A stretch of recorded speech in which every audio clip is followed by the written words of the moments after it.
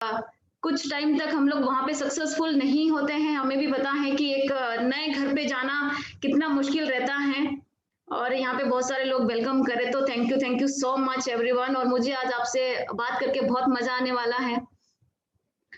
और मैं बताऊँ आपको और मेरा भी एक बार आप सभी से अनुरोध है कि सिर्फ लेडीज़ की मीटिंग है, तो सब अपना कैमरा प्लीज़ ऑन रखें। आज हम एक-दूसरे को देखते हुए बात करेंगे तो बहुत अच्छा लगेगा, भाभी को भी बहुत अच्छा लगेगा। बहुत ही प्रेशियस टाइम निकाल के आई हैं। भाभी all up to you. Definitely मुझे आज आपके चेहरे देखने हैं सामने, क्योंकि स्माइल मुझे दिखेगी, आपके चेहरे दिखेंगे तो शायद मैं और अच्छे से बोल पाऊँगी।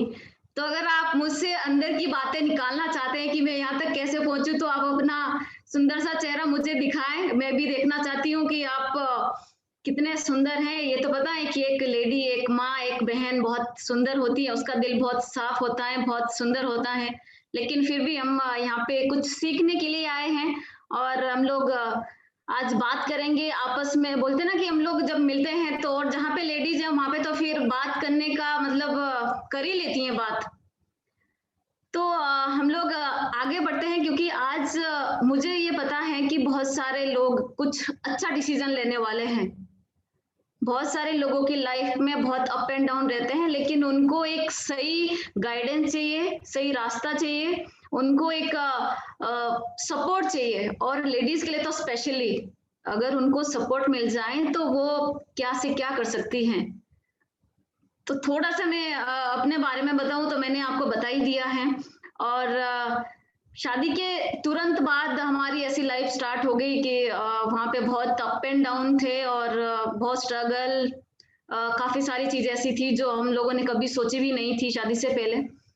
और बस ऐसे ही चल रहा था। मैं बीच में फिजिकल ट्रेनिंग की, पीटीआई बनी मैं, क्योंकि स्पोर्ट्स का बैकग्राउंड था, तो नेटवर्किंग में तो आने का कुछ मतलब ही नहीं बनता था, क्योंकि जो स्पोर्ट्स में है और उसको फिर डायरेक्ट सेलिंग इंडस्ट्री में आना, मतलब उसके जो मेरा एक ड्रेसअप था वहाँ पे, जो यहाँ पे स्पोर्ट्स में हो गए उनको शायद पता होगा कि जब हम लोग स्पोर्ट्स में रहते हैं तो हमारा जो ड्रेसअप रहता है वो बहुत अलग होता है। और जब इस इंडस्ट्री में आना होता है या हम लोग शादी करके जब जाते हैं तो वहाँ पे हमें एक संस्कार को, एक उनके जो कल्चर को फॉलो करना पड़ता है। और अगर हम लोग नहीं करते हैं तो फिर तो आपको पता ही है कि बहुत सारे लोगों के आजकल डाइवोर्स हो जाते हैं, उनके रिलेशनशिप में प्रॉब्लम आ जाती है। तो मैंने भी वो सारी चीज़ें की, बट ये कि यहाँ पे इस इंडस्ट्री में मैं आगे बढ़ूँगी, क्योंकि आप मेरी स्टोरी के बारे में बहुत सारे लोग जानते होंगे, जो नहीं जानते वो यूट्यूब पे जा सकते हैं, क्योंकि स्टोरी बहुत लंबी है। लेकिन मैंने इस बिज़नेस के लिए अपने आप में क्या चेंज किया एज़ ए लेडी या एज़ ए माँ, क्योंकि मेरे पास 2 बच्चे हैं छोटे-छोटे। और जब मैंने इस बिज़नेस को स्टार्ट किया तो एक बेटी 3 साल की और एक बेटी मेरी 5 साल की थी। तो मेरे पास 2 ऑप्शन थे उस टाइम पे जब मैंने ये बिज़नेस को स्टार्ट करना था। उससे पहले भी हम लोग काम कर रहे थे एक मानेगी नहीं इंटरनेशनल कंपनी में। तो वहाँ पे मेरे हस्बैंड काम कर रहे थे, लेकिन मैं पीछे थी, सपोर्ट करती थी लेकिन मैं पीछे थी कि आप काम करो, अभी मैं काम नहीं करूँगी। पर वही था कि एक पीछे ही थी, हमेशा पीछे ही रही, आगे कभी नहीं आई। पर यहाँ पे आके जब मुझे आगे आना था और जब मुझे वो रियलाइज़ हुआ, एक टाइम पे आके, क्योंकि हमें वो चीज़ें रियलाइज़ नहीं होती, एक टाइम पे आके मुझे रियलाइज़ हुआ जब मेरे हस्बैंड की जॉब चली गई, 80-90 हज़ार रुपए की सैलरी थी, गाड़ी थी, सब कुछ था, अच्छे घर पे रहते थे, गाड़ी चली गई हमारी, सैलरी ज़ीरो हो गई और कुछ भी हमारे हाथ में नहीं था। ऐसे ही अचानक एक दिन ऑफिस गए और जब वापस आए तो सामान वापस लेके आ रहे थे घर, और मैंने उनसे पूछा कि आप क्यों सामान लेके आए? मतलब गाड़ी कहाँ पे है? तो कहते कि अब तो सब खत्म हो गया और गाड़ी मेरे बॉस ने ले ली, आज से सैलरी ज़ीरो और ना हमारे पास अब गाड़ी है, ना हमारे पास पैसा है, और हम लोगों ने सेविंग नहीं की उस टाइम पे। और मैंने अपनी बेटी को फर्स्ट में उस टाइम पे एडमिशन दिलाना था, मार्च का टाइम था और वो भी नहीं मैं दिला पाई, एडमिशन भी नहीं दिला पाई, पैसे भी नहीं आए और हम लोगों ने रोना-धोना वो सारी चीज़ें स्टार्ट कर दी कि अब क्या होगा आगे? अब तक तो ठीक है, हम लोगों के पास एक लाइफ थी, ज़ीरो से स्टार्ट किया हमने। उससे पहले का डेफ़िनेटली मैं स्टोरी सुनाऊँगी आपको, थोड़ा-सा टाइम और उसके लिए चाहिए। लेकिन ये वेस्टीज के बाद जो हुआ, वेस्टीज में आने के बाद जो हुआ हमारे साथ, वो मैं आपको बताऊंगी, क्योंकि बहुत सारी लेडीज हैं आज यहाँ पे जिनके साथ ये चैलेंज ऑलरेडी चल रहे होंगे कि आपको इस बिजनेस में एक्चुअली में करना क्या है। तो मैंने डिसीजन लेना था उस टाइम पे, जब फिर मैंने मेरे हस्बैंड को प्रॉमिस किया, उस टाइम पे मैंने बोला कि ये जो टाइम है, या तो ये है कि हम लोग जैसे मेरे हस्बैंड ने बोला कि सुसाइड करने का टाइम आ चुका है, नौबत इतनी आ गई थी बीच में। लेकिन मैंने इनको बोला कि आपने शादी से पहले इतने प्रॉमिस किए मेरे से कि हम लोग 90 देशों में जाने जाएंगे, हम लोग हमसे ऑटोग्राफ लेंगे, सेल्फी लेंगे, हम लोग फॉरेन ट्रिप करेंगे, यहाँ से कार अचीव करेंगे, यहाँ से घर अचीव करेंगे, काफी सारी चीजें। लेकिन आज आप ये बोल रहे हो कि सुसाइड करने की नौबत आ गई है। जिस सब रिश्तेदारों ने हमारा साथ छोड़ दिया है, बच्चे आज साथ में नहीं है, क्योंकि बच्चों को मैंने 6 महीने के लिए मम्मी पापा के पास छोड़ दिया था, जब हम लोग 3 महीने के लिए बीच में भूखे रहे थे। हम लोगों ने नमकीन बिस्किट खा के 3 महीने निकाले थे वेस्टीज में आने के बाद। तो वो सिचुएशन बहुत अलग थी। तो मैंने ये बोला कि मैं साथ में हूँ, मैं चाहूंगी अब कि मैं आगे से खेलूं, यहाँ पे मैं करूं अब, क्योंकि अब तक वो कर रहे थे, मेरे हस्बैंड कर रहे थे, अब मुझे करना था। अब बात ये थी कि मैं कैसे शुरू करूं, क्योंकि 2 लोगों के सामने नहीं बोल पाती। जो स्पोर्ट्स का जो कॉन्फिडेंस था वो बिल्कुल जीरो हो चुका था। शादी के बाद जो सेल्फ इमेज थी वो बहुत डाउन हो चुकी थी। अब लोग यहाँ पे, तो लोगों का ही बिजनेस है ना हमारा, लोगों से ही बात करनी है, लेकिन लोगों से बात कैसे करूं मैं? मुझे तो बोलना ही नहीं आता है, मुझे तो इसके बिजनेस के बारे में बी तक पता नहीं है कि मैं कैसे करूं। फिर दीपक सर का फोन आया मुझे दिल्ली से, और दीपक सर ने मुझे दिल्ली बुलाया कि आपको दिल्ली आना है, और मैंने मना कर दिया उनको कि मैं नहीं आऊंगी सर, और मुझे ये बिजनेस करना भी नहीं है। तो उन्होंने मुझसे बोला कि नहीं, एक बार आप दिल्ली आ जाओ, उसके बाद आपको करना होगा तो भी ठीक है, नहीं करना होगा तो भी ठीक है। मैं दिल्ली गई, और वहां पे मैंने जो उनका लेडीज के लिए एक रिस्पेक्ट देखा। हर जगह पे लेडीज को रिस्पेक्ट चाहिए, वो चाहे घर पे हो, वो चाहे बाहर हो, वो चाहे हस्बैंड से हो, भाई से हो, पापा से हो, जिससे बच्चों से हो, रिस्पेक्ट चाहिए। और जहां पे हमें रिस्पेक्ट मिल जाती है वहां पे हम लोग अपनी जान तक दे देते हैं। तो वो जो मैंने रिस्पेक्ट देखा उनका, और जिस तरीके से उन्होंने हमारा वेलकम किया वहां पे, वहां से उसी टाइम पे मैंने दीपक सर को भी बोला कि सर मुझे इस बिजनेस में अब आगे से खेलना है, काम करना है। वहां से मेरे हस्बैंड को फोन किया, आज तक आप मुझे फोर्स करते थे काम करने के लिए, लेकिन आज से आपको फोर्स करने की जरूरत नहीं पड़ेगी। आज के बाद मैं काम करूंगी, और आप मुझे सिखाओ मुझे कैसे काम करना है। वहां से मेरा टाइम स्टार्ट हुआ, और जब स्टार्ट हुआ तो पता नहीं था कि प्लान कैसे दिखाना है, क्या बोलना है लोगों को। जाती थी ऐसे में, जब मॉर्निंग वॉक करने के लिए जाती, मैंने जिम ज्वाइन किया। कहाँ से लोगों को लेके आना, मैंने जिम ज्वाइन किया। 2 महीने एक जिम में जाती थी, 2 महीने दूसरे जिम में जाती थी, जिम चेंज किए मैंने। मतलब आप ये समझ लो कि 1 साल में मैंने 5 से 6 जिम ज्वाइन किए। क्यों? क्योंकि प्रोस्पेक्टिंग के लिए प्रोस्पेक्ट चाहिए थे, नए लोग चाहिए थे। एक जिम में मेरा कम से कम 60 से 70 हजार का प्रोडक्ट जाता था, और वहां से मेरे साथ बहुत सारे लोग आए। फिर मैं दूसरा जिम, बहुत सारे लोग मुझे बोलते हैं तो 2 महीने वहां पे दिखती है, 2 महीने उस जिम पे दिखती है, ऐसा क्यों? मैंने कहा ऐसे ही बस मैं चेक कर रही हूँ कि जिम कैसे है यहाँ पे, देहरादून की बात कर रही हूँ मैं। तो मैंने देहरादून में कम से कम 10 जिम चेंज किए, और वहां से मुझे बहुत बहुत, और आज भी हम लोग चंडीगढ़ आ चुके हैं, आज भी वो लोग खुद वहां से प्रोडक्ट्स लेते हैं, बिजनेस कर रहे हैं आज भी वहां पे। तो इस तरीके से मैंने प्रोस्पेक्टिंग किया, और किया कैसे? अपने वेट को, उस टाइम पे वेट बहुत ज्यादा था, अपने वेट को मेंटेन किया कि कुछ तो दिखाना पड़ेगा ना, ये तो दिखाने का बिजनेस है, कुछ तो दिखाना पड़ेगा कि मेरे पास एक्चुअली में है क्या। तो मैं मोटी थी, अब मैं पतली कैसे दिखाऊं अपने आप को? तो मैंने वेट कम किया। वेट कम करने के लिए हमारे पास सप्लीमेंट्स थे, मैंने सप्लीमेंट्स यूज किए, और लोगों को डिफरेंस दिखा कि हाँ सच में वेट तो सच में कम हुआ। और मैंने 4500 का एक पैकेज बनाया, और हर लेडी को मैंने वो दिया कि आप इसको यूज करो, आपको इससे बहुत रिजल्ट मिला। और डेफिनेटली उनको रिजल्ट मिला। ऐसे फिर मैं जाती थी रास्ते रास्ते में, ऐसे कैटलॉग घुमाते घुमाते ऐसे करती रहती थी, और मुझसे सब्जी वाले के पास में जाती थी, और जहाँ पे सब्जी होती थी वहां पे, तो काफी सारी लेडीज खड़ी रहती हैं, 5 6 7 लेडीज खड़ी रहती है और मुझे बोलती थी कि क्या घुमाती रहती हो आप, कहते क्या है आपके पास ये। तो मैं उनको ऐसे करके वो उसके जो प्रोडक्ट्स हैं वो दिखाती रहती, हमारे पास ऐसे प्रोडक्ट्स है, कॉस्मेटिक हैं, हमारे पास हेल्थ केयर के प्रोडक्ट्स हैं, हमारे पास पोछा लगाने का है, हमारे पास बर्तन धोने का है, आपके फेस पे अगर कहीं पे पिंपल्स हैं, डार्क सर्कल है, तो उसके लिए हमारे पास प्रोडक्ट्स है। तो मुझसे पूछते थे कि क्या है, तो मैं उनको बता देती थी। ऐसे करके मैंने बिजनेस को स्टार्ट किया और उस टाइम पे मेरे हस्बैंड की सेल्फ इमेज बहुत डाउन, घर से बाहर नहीं निकलते थे। और फिर हम लोग लाखों लोगों की लाखों रुपए की इनकम दिखाते हैं ना लोगों को इसमें, कि आप लाखों रुपए की इनकम यहाँ पे कमाएंगे। अब लाखों रुपए की इनकम कमाने के लिए हम लोग दिखने भी तो ऐसे चाहिए। मैंने फिर देखा कि एक बिजनेस वुमेन, कैसे मैं अपने आप को बिजनेस वुमेन जैसा दिखाऊं, क्योंकि बिजनेस वुमेन दिखाना यहाँ पे बहुत ज्यादा जरूरी है। यहाँ पे जो मेरा ड्रेसअप स्पोर्ट्स के टाइम पे था वो ऐसा था कि मतलब शॉर्ट ड्रेस था, और जिस जिस तरीके से वहां पे रहता है, तो यहाँ पे मेरे लिए चेंज करना फिर और मुश्किल हो गया कि यहाँ पे तो मुझे कोट पैंट डालना पड़ेगा, फुल कपड़े डालने पड़ेंगे और सेंस होनी चाहिए कपड़े डालने की। तो मैंने यूट्यूब पे जाके देखा कि किस तरीके से ड्रेसअप करना है, किस तरीके से मुझे बालों का स्टाइल करना है, कैसे मुझे मेकअप करना है। मेकअप नहीं आता था, मैंने कभी मेकअप नहीं किया, लोगों के सामने कैसे प्रेजेंट होना वो नहीं मुझे आता था, मैंने वो वहां से सीखा।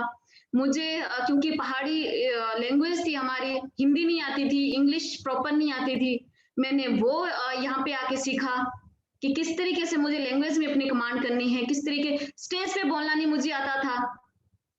जब हम लोग छोटी छोटी मीटिंग में वहां पे जाते थे तो मेरे हस्बैंड मुझे जानबूझ के स्टेज पे बुलाते थे कि ये आएगी और आपको कुछ बताएगी अपने बारे में, और मैं इनको एसएमएस करती थी। उस समय छोटा सा फोन था मेरे पास, 2015 की बात है, छोटा सा मोबाइल था, और मैं इनको बोलती थी कि अगर आपने मुझे स्टेज पे बुलाया तो घर जाके हमारी लड़ाई हो जाएगी। और मुझे पता था कि अगर इन्होंने लड़ने से बचना होगा तो ये मुझे कभी भी स्टेज पे नहीं बुलाएंगे, क्योंकि हर लेडी को सबसे पहले आगे आने का डर लगता है कि नहीं मैं नहीं जा सकती स्टेज पे, तो मैं जा ही नहीं सकती, मैं तो बोल ही नहीं सकती, मेरे हाथ कांपना, मुझे पसीना आना, मतलब मेरी जुबान से थर थर थर थर कंपन स्टार्ट हो जाता था।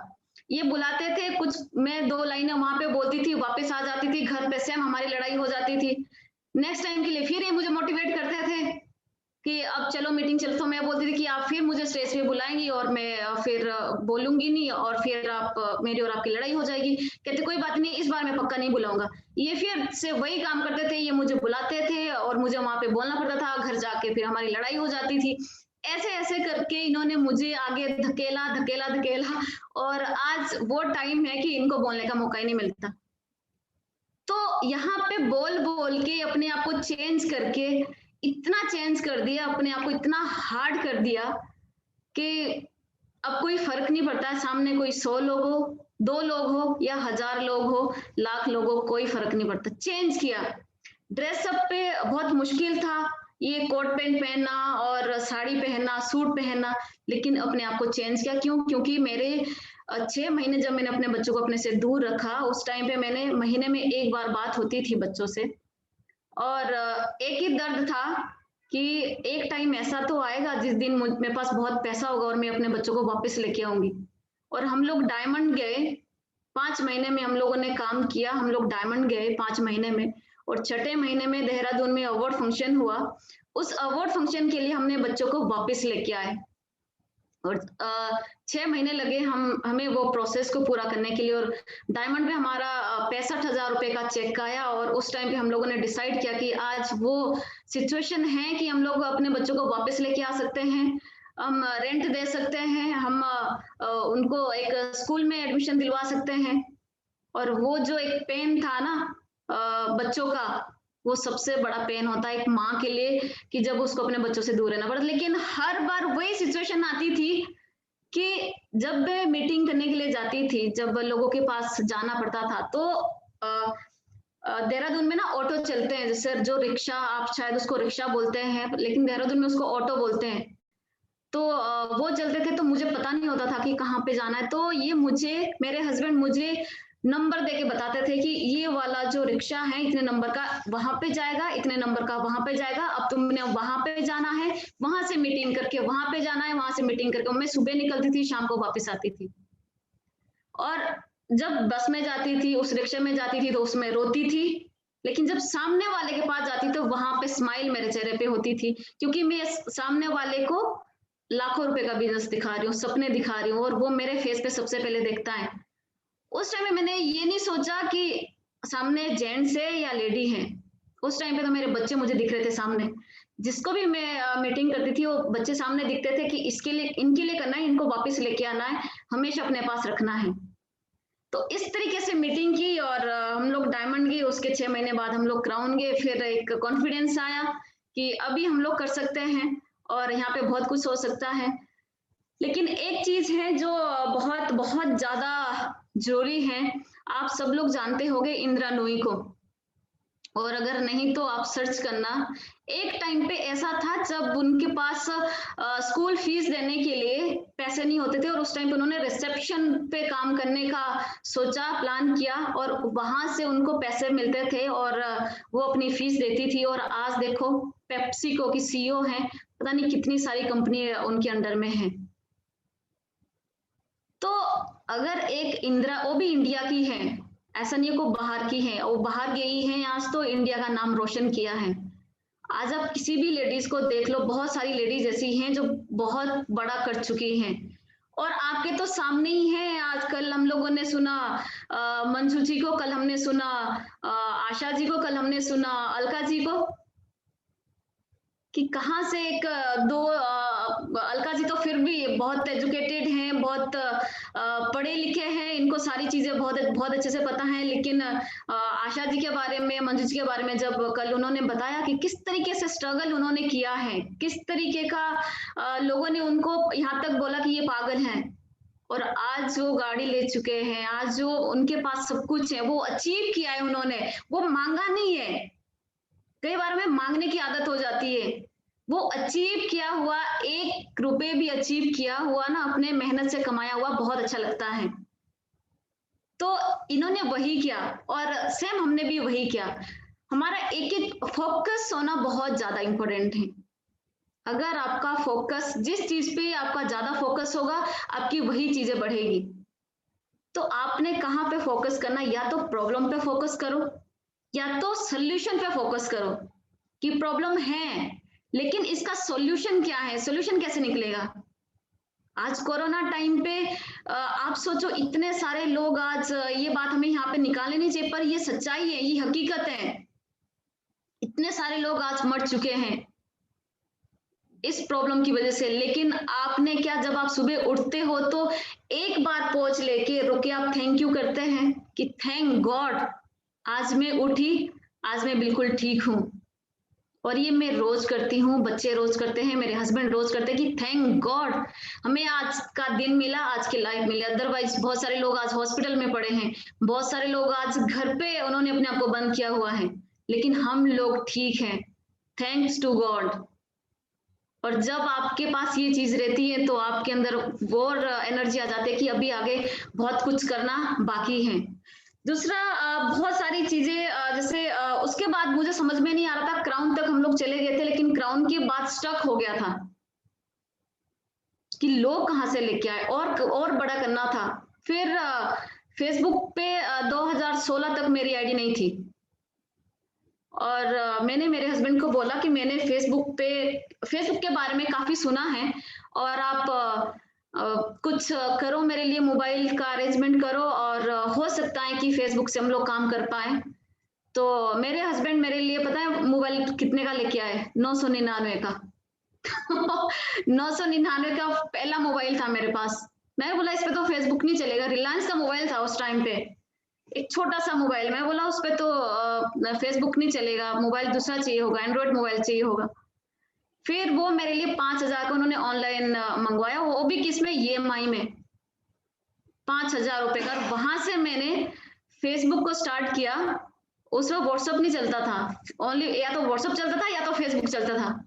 मैंने फेसबुक चलाया, और फेसबुक पे अभी काम कैसे करना है कुछ भी पता नहीं था। फेसबुक पे काम कैसे करूं, लोगों को कैसे अपनी ओर लेके आऊं। मैं क्या करती, कुछ खाना बनाती थी तो भी फेसबुक पे डाल देती थी, अपनी कहीं जा रही हूँ तो फोटो वो भी फेसबुक पे डाल देती थी। अब लोग वहां पे कमेंट करते थे, गुड मॉर्निंग एवरीवन करके डालते, पता ही नहीं चल रहा था 3-4 महीने तक तो कि मैं कर क्या रही हूँ फेसबुक पे। जब कुछ रिजल्ट नहीं आए तब मैंने सेम वही अपने हस्बैंड से बात की कि कोई रिजल्ट नहीं आ रहे, मैं करूं क्या। तो वही फिर हम लोग मीटिंग में जाना हमने स्टार्ट किया, बड़ी बड़ी मीटिंग्स में। और वहां पे जब हम लोग जाते थे, जब स्टेज पे जाना, तो वहां से सेल्फी क्लिक करना या भीड़ की फोटो दिखाना, वो फेसबुक पे डालना, छोटी छोटी वीडियोज मैंने वहां से अपने बनाने स्टार्ट की फिर, कि मैं खुद की वीडियो बनाऊं, मैं खुद की ब्रांडिंग बनाऊं। क्योंकि अगर मैंने किसी और का शेयर किया तो किसी और का नाम होगा, और अगर मैंने खुद का शेयर किया तो मेरा नाम होगा। मैंने वहां से अपनी कुछ वीडियोस बनाना स्टार्ट किया, जो जो प्रोडक्ट्स मुझे अच्छे लगे, और मैंने सोशल मीडिया पे डालना स्टार्ट किया। और आप यकीन नहीं मानेंगे, विद इन 6 मंथ इतना नेटवर्क खड़ा हो गया ऑल ओवर इंडिया। और हम लोग यूसीडी चले गए उसके 1 साल बाद, और उसके 1 साल बाद हम लोग डीसीडी चले गए, सिर्फ और सिर्फ फेसबुक की वजह से। 99% बिजनेस हमारा फेसबुक से है।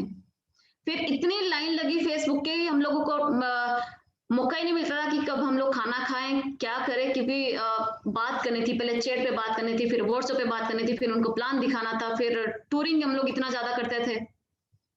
लेकिन फेसबुक पे जब मैंने काम स्टार्ट किया, और ये लेडीज बहुत अच्छे से रिलेट करेगी आज, जब मैंने फेसबुक पे बिजनेस को स्टार्ट किया, तो इतने सारे लोगों की, मतलब आप सोच नहीं सकते, आई लव यू का तो मुझे पता ही नहीं है कि वो कितनी बार वो बोलते हैं, और यहाँ तक बोलते हैं कि आपके लिए हम लोग कुछ भी कर सकते हैं। लेकिन वही था कि मुझे कहाँ पे जाना है, क्योंकि लोग आपको ले जाना चाहेंगे अपनी जगह पे, लेकिन आपको पता है कि मुझे कहाँ पे रहना है। मुझे ये पता था, मुझे सजीव सर ने ये चीज बता दी थी कि बेटा अपने करेक्टर में ही रहना, चाहे तुम्हें कोई कुछ भी बोले, तुम अपना करेक्टर मत खोना। मैंने वो करेक्टर बनाए रखा। फेसबुक पे बहुत सारे लोगों ने बहुत अलग अलग चीजें बोली, लेकिन आज भी मुझे कम से कम मुझे लगता है कि 3-4 हजार से ज्यादा लोग मेरे ब्लॉक ही हो गए फेसबुक पे।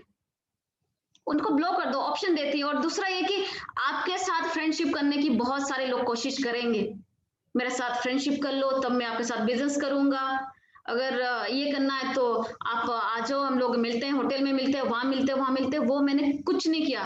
सिंपल सी चीज है कि मैं बिजनेस करूं, मैं बिजनेस वुमेन हूं, आपको बिजनेस करना है तो आपका वेलकम है, अगर आपको बिजनेस नहीं करना है, अगर आपको बिजनेस नहीं देखना है, तो सॉरी, हम लोग यहाँ पे फ्रेंडशिप के लिए तो नहीं है। तो आपको, जब आप इस चीज में स्ट्रांग रहेंगे, तब आपका फेसबुक पे कोई कुछ कर ही नहीं सकता। और आपको अपना पता होना चाहिए कि मेरे पास परिवार है, मेरे पास हस्बैंड है, मेरे पास बच्चे हैं, उसके बावजूद भी हमें क्यों कहाँ और जाना है, और जाने की जरूरत ही नहीं है। लोग तो लेके जाना चाहते हैं, लोग चाहते हैं कि आपके घर पे लड़ाई हो, लोग चाहते हैं कि आपका माइंड डाइवर्ट हो, लोग चाहते हैं कि आप अपना सपना भूल जाएं, लेकिन आप क्या चाहते हो।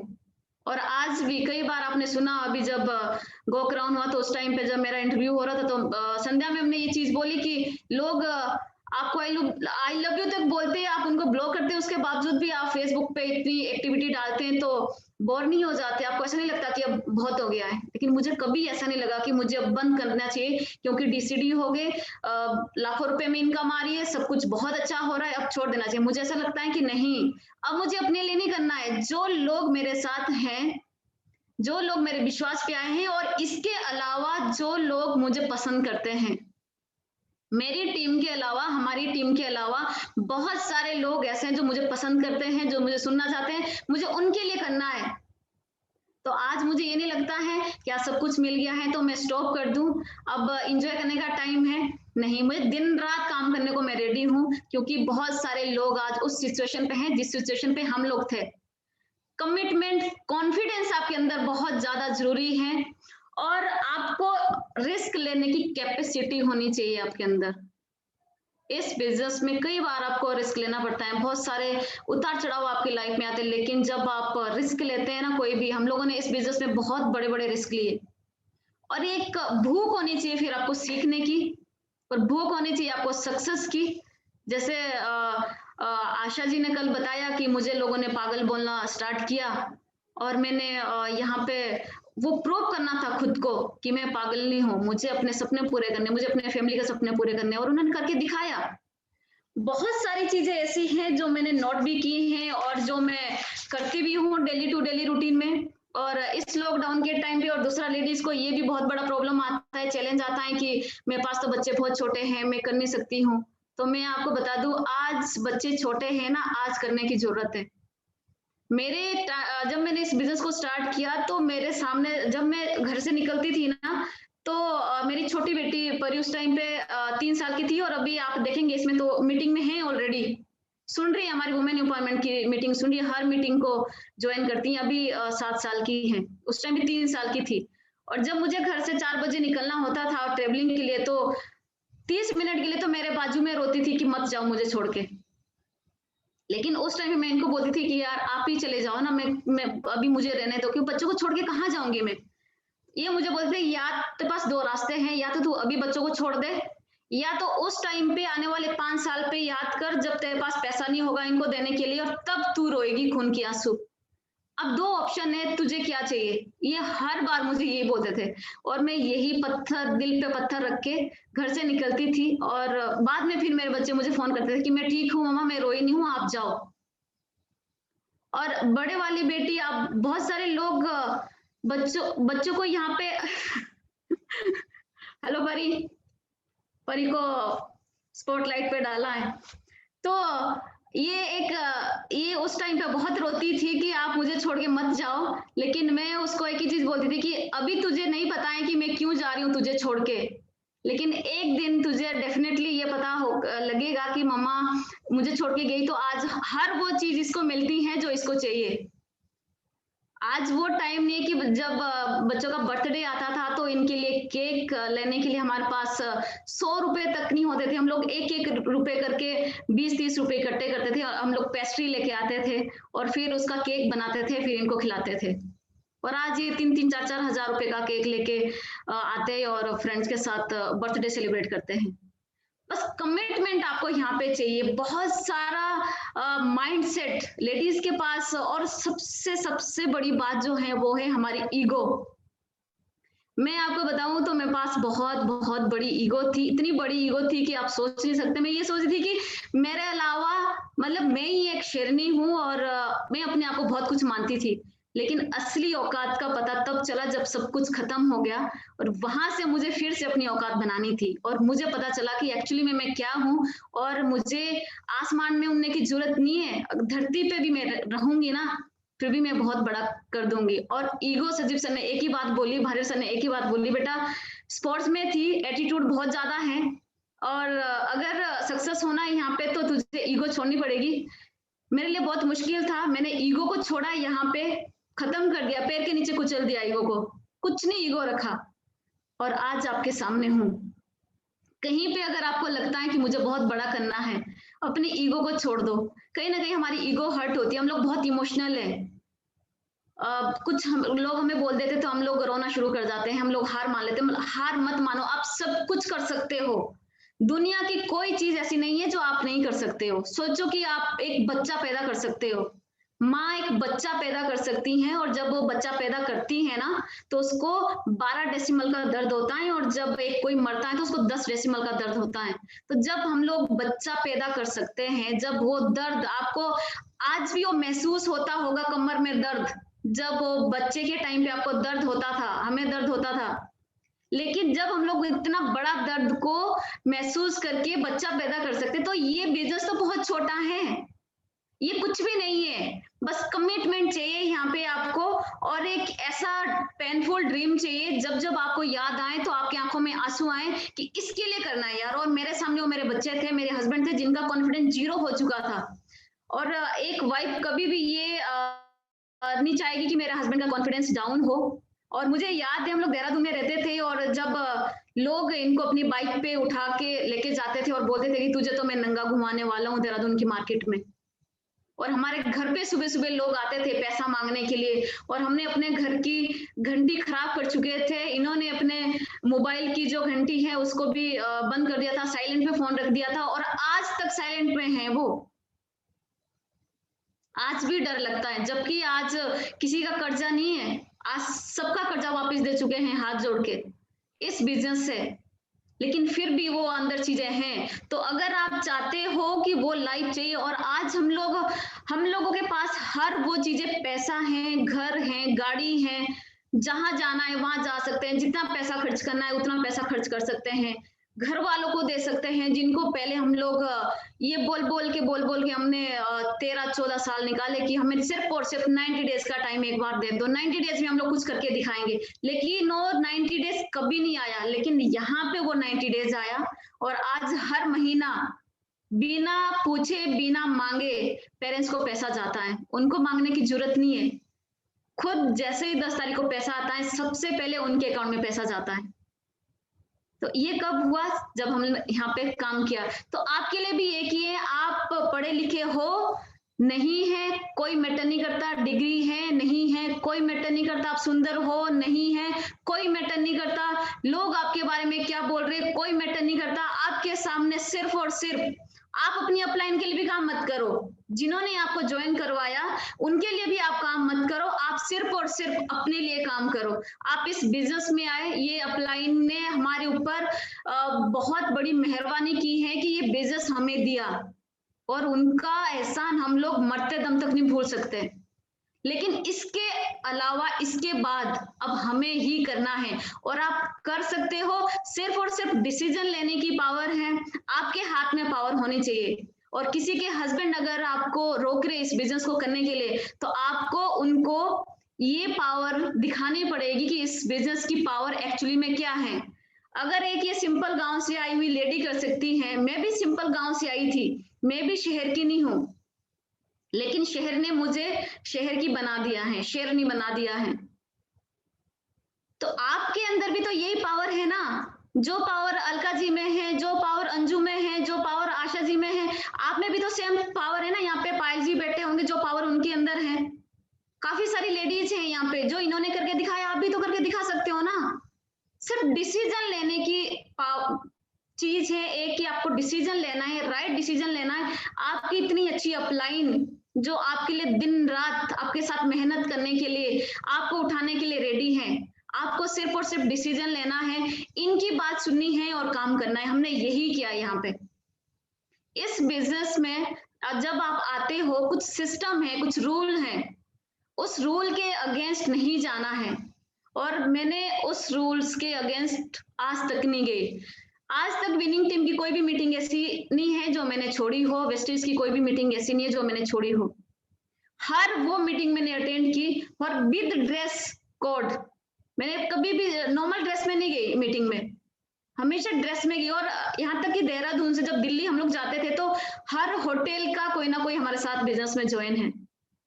सिर्फ और सिर्फ क्या पहचान थी कि ये आती है, सिर्फ इसके पास ये ड्रेस रहता है, ये कुछ तो काम करती है। और हर कोई मुझसे पूछता था कि आप क्या काम करते हो, मैं उनको बताती थी, उनका नंबर लेती थी। यहाँ तक कि कुछ लोगों को तो मैंने वही के वही ज्वाइन करवा दिया। तो सिर्फ और सिर्फ आपका कॉन्फिडेंस यहाँ पे देखा जाता है, और आपकी लगन यहाँ पे देखी जाती है, और बाकी कुछ भी नहीं है यहाँ पे, एक्स्ट्रा कुछ भी नहीं करना है। शॉपिंग करने की पावर हमारे हाथ में है, डिसीजन लेने की पावर हमारे हाथ में है, करके दिखाने की पावर हमारे हाथ में है, और बाकी तो सब कुछ हो जाएगा। यहाँ पे इतना नाम आपको मिलता है ना, इतना प्यार आपको मिलता है ना। अलका जी को हम लोग नहीं जानते थे, अक्षत भैया को हम लोग नहीं जानते थे, लेकिन इस इंडस्ट्री में ऐसे लोग हमें दिए, ऐसे फ्रेंड हमें दिए, ऐसी फैमिली हमें दी। हम लोग शायद आपको जानते नहीं थे यहाँ पे, लेकिन जब कल 2 लेडी हमारी मीटिंग में और आई, तो हम लोगों ने उनको जाना, उनकी फीलिंग को सुना। आज यहाँ पे इतने सारे लोग हैं। मैं शायद बहुत सारे लोगों को नहीं जानती होंगी, लेकिन मुझे बहुत सारे लोग जानते होंगे। तो ये चीज आपको यहाँ पे मिलती है। आप अपने दिल में, जो आपके दिल में इतने सालों से छुपा हुआ है, आप उसको बाहर निकालना चाहते हैं, आप अपनी सक्सेस को दिखाना चाहते हैं, आप लोगों को दिखाना चाहते हैं कि यार मैंने कुछ कर दिया है इस जिंदगी में। तो वो एक स्टेज है आपके लिए, विनिंग टीम का स्टेज। वहां पे आप शेरनी की तरह दहाड़ सकती हैं और दुनिया को बता सकती है कि यस आई कैन डू। तो ये चीज यहाँ पे है, बस ये है कि बिंदास होके, और एक वो जो जाल हमने अपने अंदर बना के रखा हुआ है कि हम लोग लेडीज हैं, हम कर नहीं सकते, वो निकालना है। और एक बार, सिर्फ एक बार बच्चों की साइड देख के, और उस हस्बैंड की साइड देख के जिसने हम पे भरोसा किया है, या जो अभी हम पे विश्वास नहीं कर पा रहा है, हमें उनको best of the best prove करके दिखाना है। और आप दिखा सकते हो। हमारे पास सिस्टम बना बनाया है, थाली सजी हुई है, सिर्फ और सिर्फ खानी है। खाने की कोशिश नहीं करनी है, खानी ही है, और काम हो जाएगा। सो आई होप कुछ आज मैं ट्रांसफर कर पाई हूँ और आपको बता पाई हूँ कि मैंने इस बिज़नेस में जो किया, खुद का डिसीज़न लिया, खुद से काम किया और खुद से प्लान दिखाए। मुझे पता है कि मैं एक-एक दिन में 12-12 प्लान देती हूँ और मेरा ये जो हाथ है ना दुख जाता था प्लान देते-देते। और लोग मुझे पागल बोलते थे। लोग काफ़ी सारी चीज़ें मुझ मेरे बारे में बात करते हैं, ये बच्चों को छोड़ के जाती हैं, कैसी माँ है, 2 साल बेटी को स्कूल नहीं डाला है, उसके बावजूद भी ये घूमते रहते हैं, इधर-उधर जाते रहते हैं, घर पे बच्चों को अकेले छोड़ते हैं। लास्ट ईयर हमने फॉरेन ट्रिप पे जाना था फैमिली रियूनियन के बाद और 10 दिन के लिए बच्चों को अकेले छोड़ना था घर पे और मैंने गौरी से बात की मेरी बड़ी बेटी से कि बेटा उस टाइम पे 8 साल की थी कि अब हमने फॉरेन ट्रिप पे जाना है 10 दिन की बात है घर से कोई आ नहीं रहा है अभी क्या करें मेरी बेटी ने मेरी साइड देख के एक ही चीज बोली मम्मा सोचो मत आप जाओ दरवाजे से पीछे मुड़ के नहीं देखना आपने सिर्फ बाहर जाना है और हमने तैयारी की और हम लोग फौरन गए और उसी दिन जैसे ही हम लोग घर से गए ऐसे ही मेरी बेटी को टांगों में चोट लग गई बहुत खून बहा उसका उठ नहीं सकती थी वो बिस्तर से लेकिन फिर भी उसने 10 दिन खाना बनाया घर का काम किया शिकायत नहीं की उफ तक नहीं किया और 10 दिन तक फौरन पे हम लोग थे बात भी नहीं कर सकते थे वहां पे फोन भी नहीं लगता था हमें पता भी नहीं था कि बच्चों का क्या हो रहा है घर पे लेकिन बच्चे हमारे सेफ थे और आज फुल टाइम मम्मी पापा हैं हम हस्बैंड वाइफ हैं और फुल ऑफ लाइफ एंजॉय कर रहे हैं ये लाइफ आपके लिए भी है आपने अब डिसीजन लेना और करके दिखाना है यहाँ पे so thank you so much Alka ji and Akshit भैया मुझे यहाँ पे इनवाइट करने के लिए एंड थैंक्स टू एवरीवन मुझे आपसे बात करने में बहुत बहुत मजा आया और आप बस अच्छा काम करो हमारी ब्लेसिंग है आपके साथ और डेफिनेटली हम लोग फिर से वापस आएंगे thank you so much wow wow amazing thank you भाभी मतलब इतनी इंस्पायरिंग और इमोशनल स्टोरी थी आपकी और उसके बाद इतने चैलेंजेस के बाद आपने खुद एक इनिशिएटिव लिया एक लेडी के तौर पे मतलब बहुत जो डिसीजन आपने लिया मैंने सारी चीजें नोट की आपकी कि जो आपने डिसीजन सिर्फ लिया जनरली जो डिसीजन मेकिंग पावर होता है उसको आपने स्ट्रांग बनाया बहुत ही इंस्पायरिंग है आपकी स्टोरी और आपने जो ये सिखाया हमें कि सोशल मीडिया हाइजीन कैसे मेंटेन रखना है ये मुझे बहुत ही ज़्यादा अट्रैक्ट किया और आपकी फैमिली के मतलब कल्चर में ये चला आ रहा है, पारुल परी भी है यहाँ पर। तो जिस तरह से आप सपोर्ट कर रही हैं और बच्चे आपको सपोर्ट कर रहे हैं मतलब अमेजिंग, इट्स अमेजिंग मुझे लगता है सभी को बहुत बहुत कुछ सीखने को मिला होगा आज और थैंक यू भाभी। थैंक यू सो मच अब मैं हमारे पास और भी लीडर्स हैं भाई बहुत अच्छे-अच्छे और अभी एक स्पीकर को मैं बहुत मतलब इनवाइट करना चाहूँगी, जो कि एक छोटे से गाँव से बढ़कर मतलब निकल कर उन्होंने इतनी सारी चुनौतियों के साथ उभर कर वो निकल कर आई हैं, जहाँ उनके पास लोकल कॉन्टैक्ट्स भी नहीं हुआ करते थे। उन्होंने सोशल मीडिया में हज़ारों लोगों को ब्लॉक करने के साथ ये बिज़नेस बिल्ड किया है और न जाने कितनी तपस्या के साथ इस बिज़नेस को बिल्ड कर रही हैं वो, पहले बिना किसी के सपोर्ट के साथ, अब उन्हें थोड़ा-थोड़ा सपोर्ट मिलने लगा है। तो आज हम उन्हीं के बारे में उनसे खुद सुनेंगे और मैं इनवाइट करना चाहती हूँ आशा जी को, आशा जी पटेल और आपका बहुत-बहुत स्वागत है भाभी। आपकी स्टोरी हम आपकी ज़ुबान से सुनेंगे आज। हाँ, थैंक मैम आपने मुझे इनवाइट किया इस फंक्शन उसके लिए वेरी थैंक यू। जैसे कि मेरा नाम आशा पटेल है और छोटे से गांव से हूँ बट हस्बैंड आर्मी में है तो जोधपुर रह रही हूँ अभी 2 साल से। इसके पहले मैं गांव में ही रहती थी क्योंकि हस्बैंड नहीं ला पाते थे मुझे कुछ मजबूरी थी उनकी भी या क्वार्टर नहीं थे लेकिन मैंने 8 साल में ही मतलब अपने गाँव में ही रही हूँ। जब मैंने बिजनेस स्टार्ट किया था 4 अप्रैल 2019 को मैंने बिजनेस सुना था कि क्या होता है वेस्टेज क्योंकि पहली बार मैंने लाइफ में वेस्टेज का नाम नेटवर्क मार्केटिंग में कुछ जानती ही नहीं थी कि नेटवर्क मार्केटिंग होता क्या है। जब वेस्टेज का नाम मुझे बताया था तो वो मुझे याद करने में 4 दिन लग गए थे। अगर कोई मेरे से पूछता था तो मैं उनको अपना फ़ोन उठा के बताती थी कि हाँ, ये वेस्टेज कंपनी है। जब मैंने स्टार्ट किया था जब तो मुझे सपोर्ट नहीं था क्योंकि मना कर दिया था हस्बैंड ने क्योंकि हमें ऑलरेडी सामान डिस्काउंट पे मिलता था गर्मी से तो सामान डिस्काउंट ही है। फेयर लवली मार्केट में बड़ी वाली 100 रुपए की मिलती थी वो हमको ओनली 50 रुपीज में आती थी तो हस्बैंड तो बिल्कुल सब में थे ही। हमें डॉक्टर का कोई पैसा नहीं था हम डॉक्टर फ्री में जा सकते थे इसीलिए हस्बैंड नहीं चाहते थे कि मैं इस इंडस्ट्री को चुनूं। उनका कुछ अलग ही मतलब ड्रीम था कि मैं जॉब करूं, लेकिन जॉब तो नहीं कर पाई मैं, क्योंकि छोटे बच्चे थे, बच्चों के साथ होता भी नहीं है। और किया वहाँ पे इतना मतलब पढ़ाने जाते थे गांव में स्कूल, तो वहाँ पे 2500 से 3000 रुपये ओनली देते थे, तो कुछ अच्छा भी नहीं लग रहा था, इसलिए नहीं किया।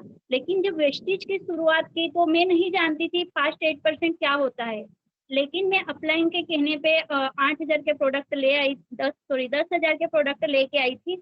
तो ये जब नहीं थे, इन्होंने मुझे बोल दिया था तुम्हारी जो मर्जी हो तुम कर लेना, वैसे भी तुम्हारे से होगा तो कुछ नहीं, लेकिन फिर भी तुम नहीं मान रही हो तो कर लेना। लेकिन इनको नहीं पता था कि मैं 10,000 के प्रोडक्ट लाने वाली हूँ। इनको लगा ये ओनली जो घर का खर्चा बता रही है 2,000-3,000 के ले आएंगी। लेकिन जब ये थोड़ा बाहर चले गए थे, झांसी चले गए थे, तो मैं खुद जाके प्रोडक्ट 10,000 के परचेस कर लाई थी।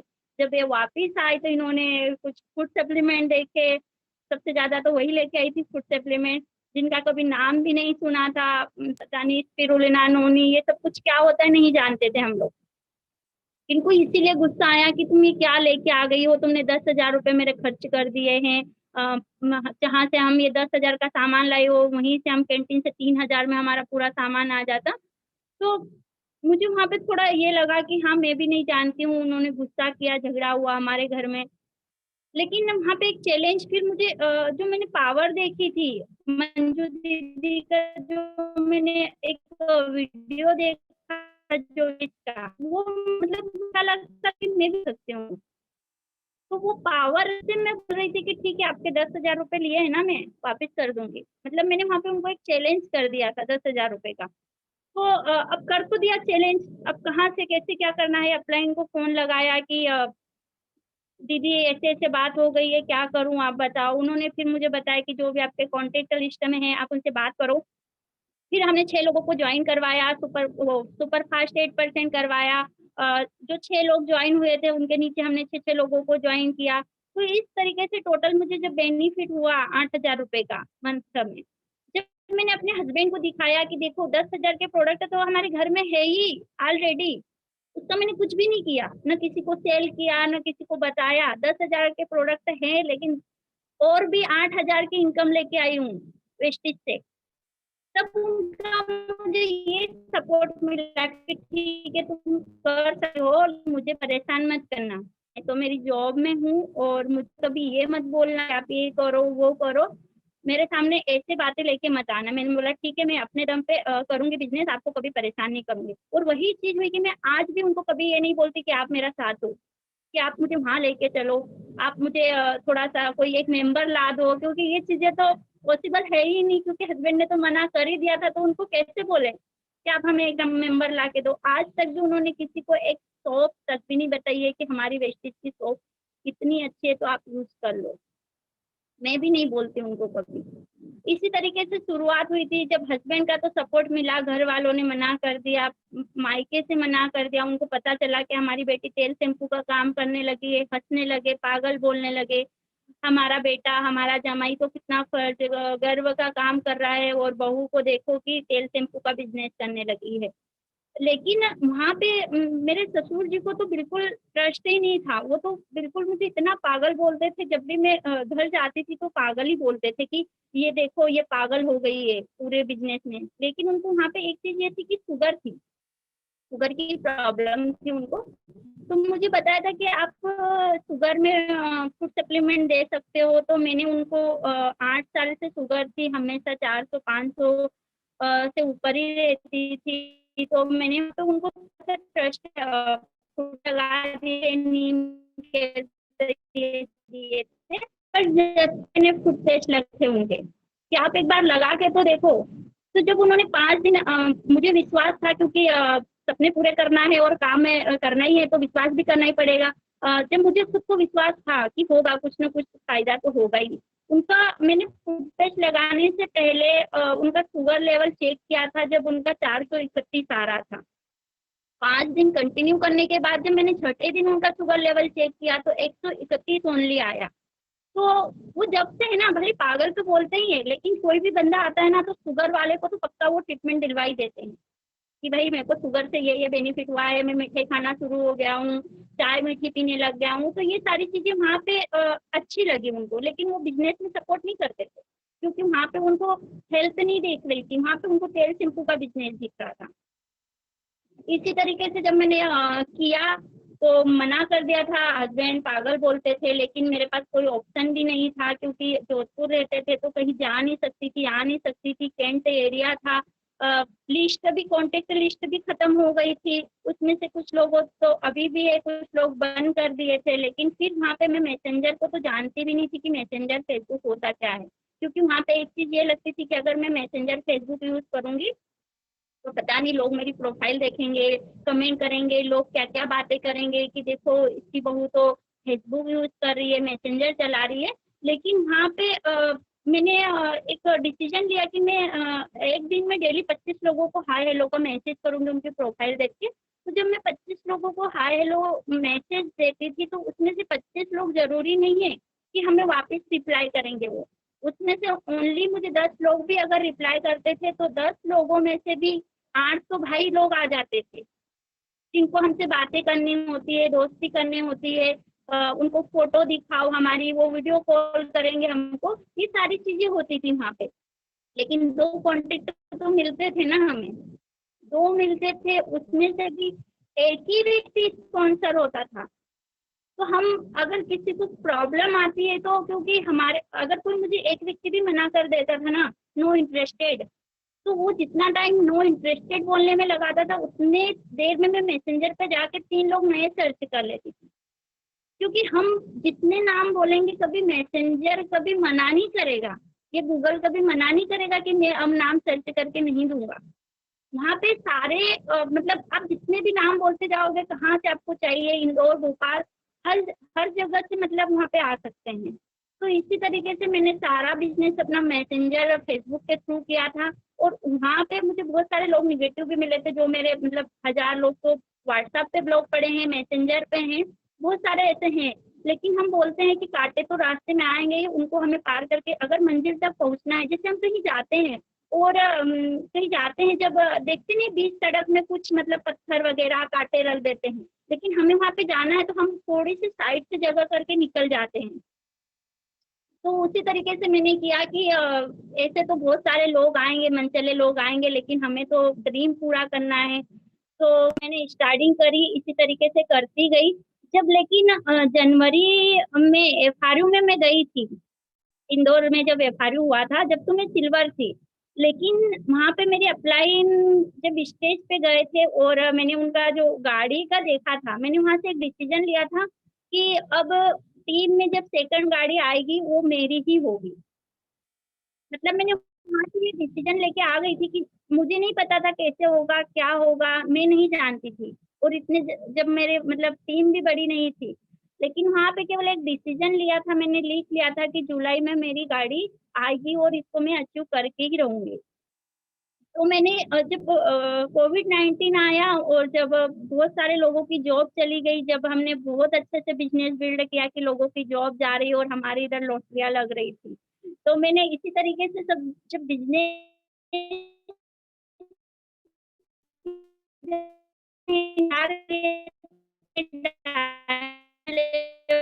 और उस महीने का चेक था 56,000 था, और अभी जो मेरे मंथ का चेक है वो 68,000 था। तब मैंने अपने हस्बैंड को 11.5 लाख की वेन्यू गाड़ी गिफ्ट करी है। जब हस्बैंड को मैंने गिफ्ट तो कर दी,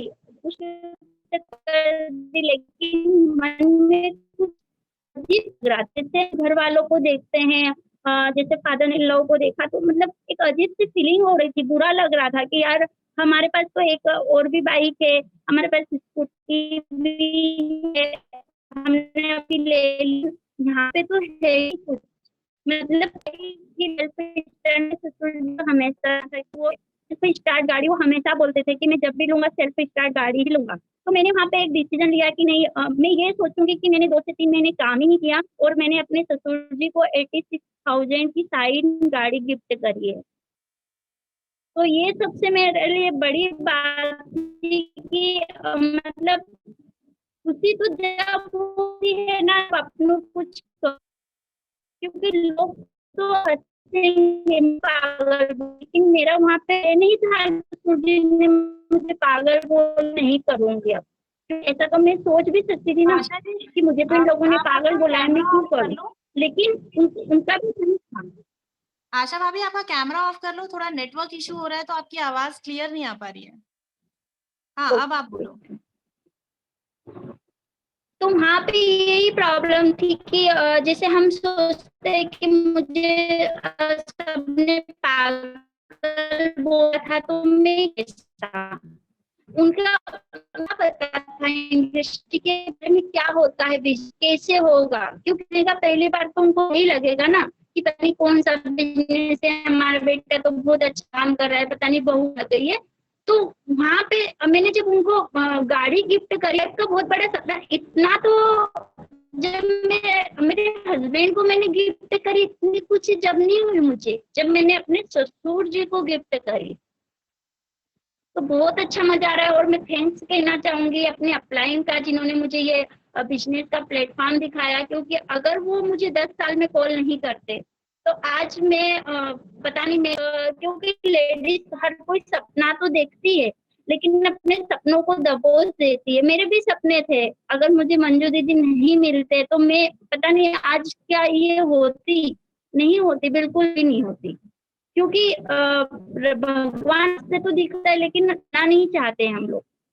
तो सिर्फ हमें सेल्फ डिसीजन की जरूरत है कि करना क्यों है, हमसे सपने होते, लेडीज बहुत बड़े बड़े सपने देखती है, लेकिन कुछ प्रॉब्लम ऐसी आ जाती है कि वहाँ पे लेडीज अपने सपनों को दबोचती, किसी ने कहा तो मुझे नहीं करना है, नहीं करना है, उस जगह मैंने सुना है कि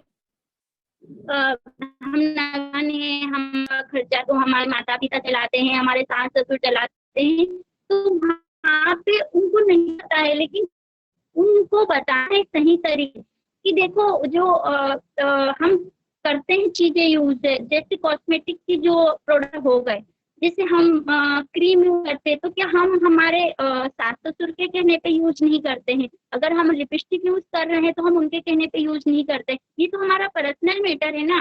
अगर आपका ड्रीम है कुछ करना तो आप इनसे भी कर सकते हो, और जब आप सफल होंगे तो अपने आप आपके घर में प्रोडक्ट भी यूज होंगे, आपके घर वाले भी आपके प्रति एक्टिव होंगे कि नहीं वाकई कुछ है। तो ऐसा मतलब दिखना चाहिए कि मेरे घर में ये है वो नहीं कर सकती हम यहाँ से, क्योंकि एक अगर बिजनेस देखा जाए तो हम देखते कि पानी की जो बिस्लरी होती है वहाँ पे कितना बड़ा होता है। तो हमारे पास अच्छे प्रोडक्ट है कि आप सारे प्रोडक्ट पे बिजनेस करो, हमारे ड्रीम है तो हम कुछ भी कर, लेडीज के तो कितने सारे, हर लेडीज पार्लर भी जाती है, हेयर स्पा करवाती है, मसाज क्रीम, पता नहीं कौन सा क्या क्या करवाते हैं, आई लाइनर, मस्कर, तो ये सारे हमारे पास है, हमें जरूरत ही नहीं है, सास ससुर मनाएंगे तो आप कर सकते हो सपनों के और एक चीज ये है कि सपनों को पाने के लिए समझदार नहीं बनना है, हमें पागल बनना है। समझदार बनते बनते तो कई लोग बने हैं, लेकिन जो पागल बना है वही बिजनेस में सफल भी हुआ है। Thank you so much ma'am, आपने मुझे इनवाइट किया।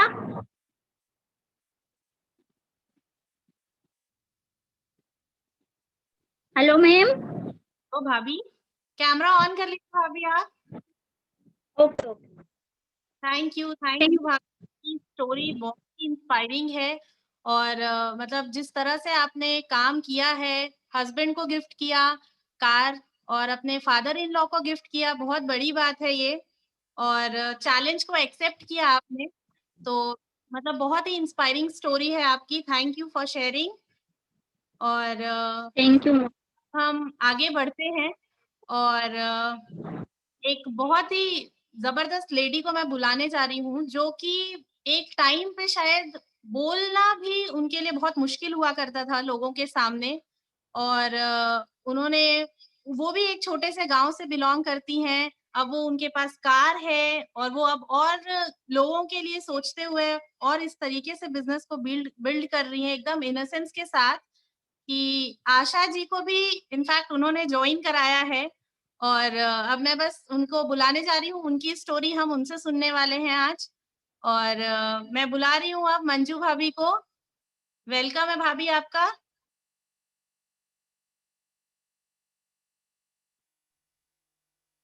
सुन सकती हैं भाभी आप मुझे? हेलो। गुड। हाँ हाँ, सुन सकती हूँ। थैंक यू भाभी, आज आपने इनवाइट किया। मैं थैंक्स कहना चाहूंगी अपने ग्रेट अपलाइन पायल भाभी एंड चंद्रशेखर भैया जी का। और मैं थैंक्स कहूंगी अक्षत जी का, हमारे जो मेंटर अपलाइन है, और अलका भाभी का। और सबसे ज्यादा मैं थैंक्स कहूंगी पवन जटोर भाभी का, जिन्होंने आज अपना इतना अच्छा टाइम दिया हमारी टीम के लिए।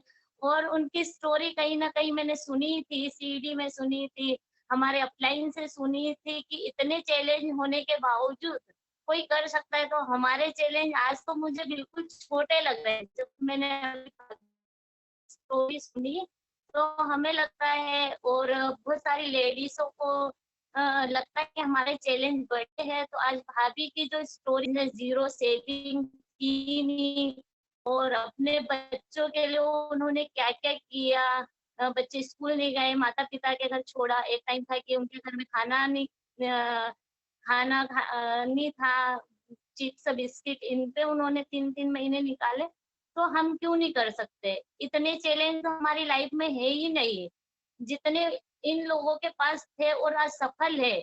और इतनी अच्छी लेडीज हमको सिखाने के लिए, हमारी टीम को एक्सपायर करने के लिए है। तो बहुत मजा आया भाभी को सुन के, और हमको लगता है कि नहीं, हमारे चैलेंज तो बहुत छोटे हैं। मेरा नाम मंजू बिरले है। मैं छोटे से गांव से मैंने बिजनेस को स्टार्ट किया था।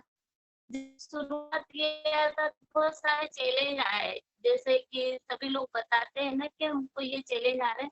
मैंने भी मोबाइल नहीं था, लेकिन इनोसेंसी के साथ में बिजनेस को शुरू किया। मैं दूसरों के मोबाइल से बात करती थी, अपलाइन को मिस कॉल देती थी कि भैया क्या करना है।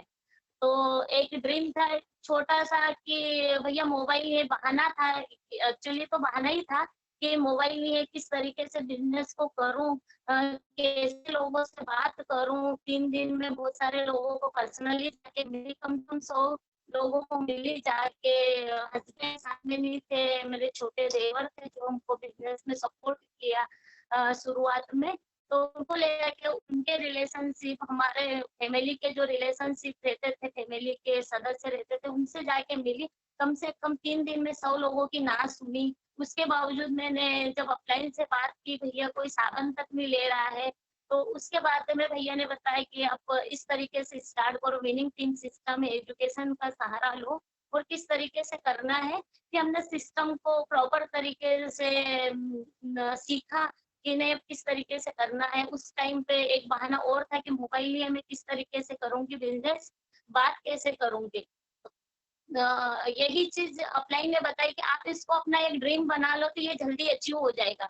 पहले महीने की इनकम वेस्टेज से आई थी, खास के 8% किया था, 436 रुपए आई थी। दूसरे महीने 1200 रुपए आई। तीसरे महीने 5000 रुपए इनकम आई। मैंने 3 महीने बिना मोबाइल के बिजनेस को बिल्ड किया। पर्सनली लोगों से जाके मिलती थी, डेमो दिखाती थी, बात करती थी, भले मना करे हंसे।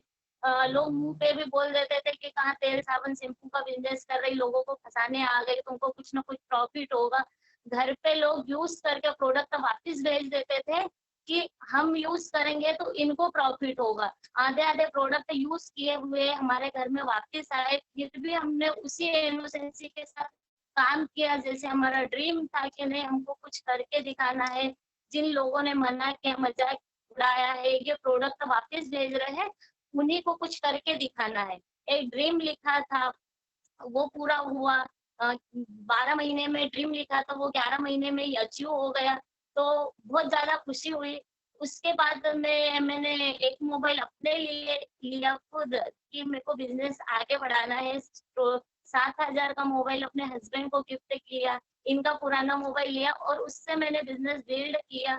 क्योंकि शुरुआत में कुछ रिटेल प्रॉफिट भी मिलता है, इनकम उतनी ज्यादा नहीं आती, बट रिटेल प्रॉफिट हमको मिल जाता है थोड़ा बहुत।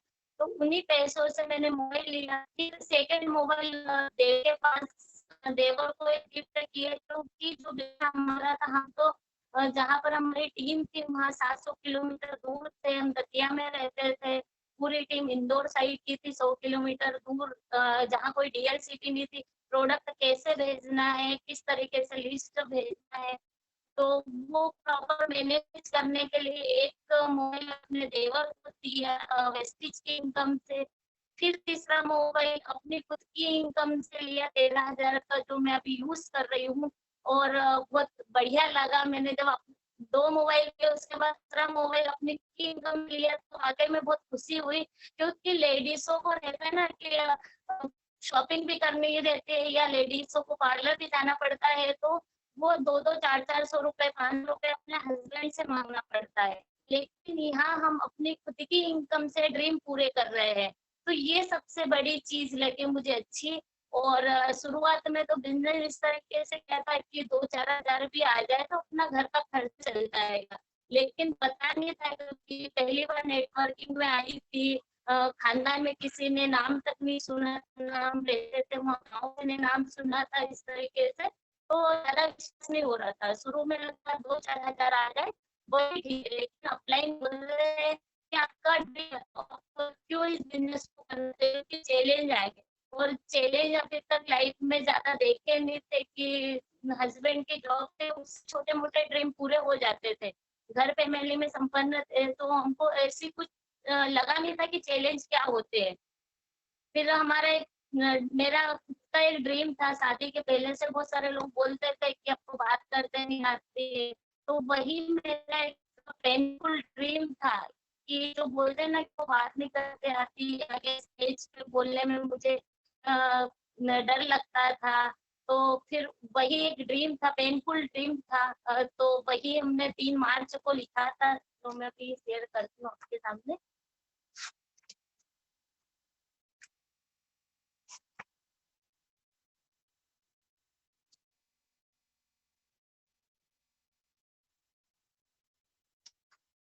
देखो इस टॉपिक, इसमें मैंने खुद तो बहुत पुराना हो चुका है तो दिख नहीं रहा है, लेकिन मैंने 3 मार्च तारीख 3 मार्च 2018 को ये ड्रीम लिखा था कि मुझे कुछ करके दिखाना है, जो लोग बोलते वही ड्रीम मैंने लिखा था, पूरे करने की डेट लक्ष्य लिखा था उसके ऊपर 3/3/2019। लेकिन वही चीज मुझे नहीं पता था, मैंने एक चीज लिखी थी, मैं पैसों के लिए इस बिजनेस में नहीं आई हूँ, मैं अपनी खुद की पहचान बनाने के लिए आई हूँ।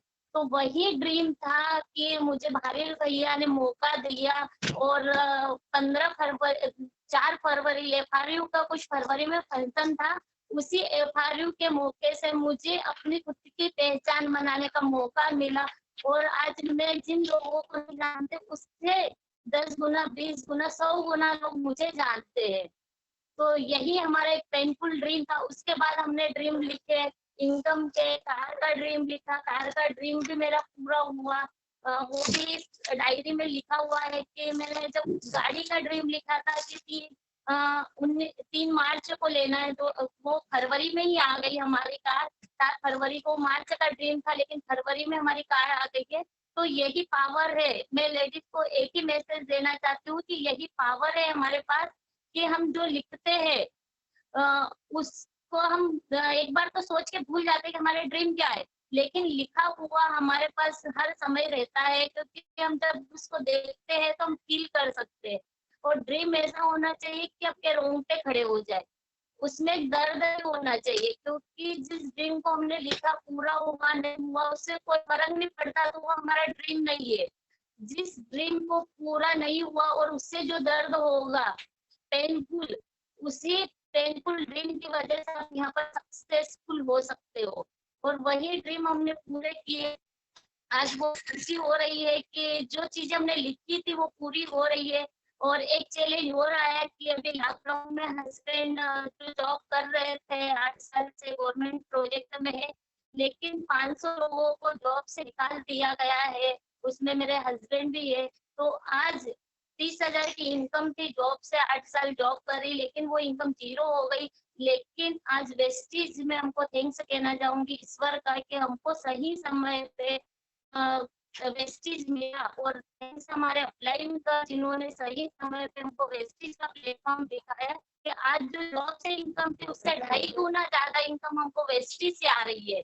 आज हमको ये सोचने की जरूरत नहीं है कि हम जॉब नहीं है तो हम क्या करेंगे। सारे लोग घर पे बैठे हैं, बेरोजगार हो चुके हैं, लेकिन अभी भी उन लोगों को समझ में नहीं आ रहा है। उनकी वाइफ को हमने बताया लेकिन उनको समझ में नहीं आ रहा है।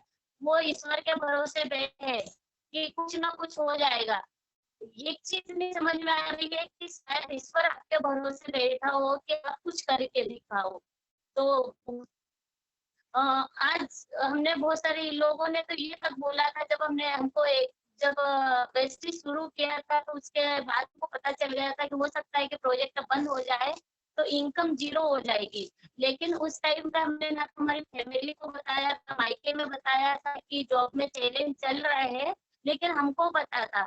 तो हमने इस चीज की शुरुआत की, और लोगों ने तो ये तक बोला था, मेरे मायके में भी और रिश्तेदारों ने भी बोला था कि हस्बैंड को क्यों लजा रही हो, गवर्नमेंट जॉब में तेल साबुन शैम्पू को काम करवा रही हो, कहीं पर ट्रेनिंग होती है तो साथ में लेके जाती हो, जॉब छुड़वा दोगी, इस तरीके से।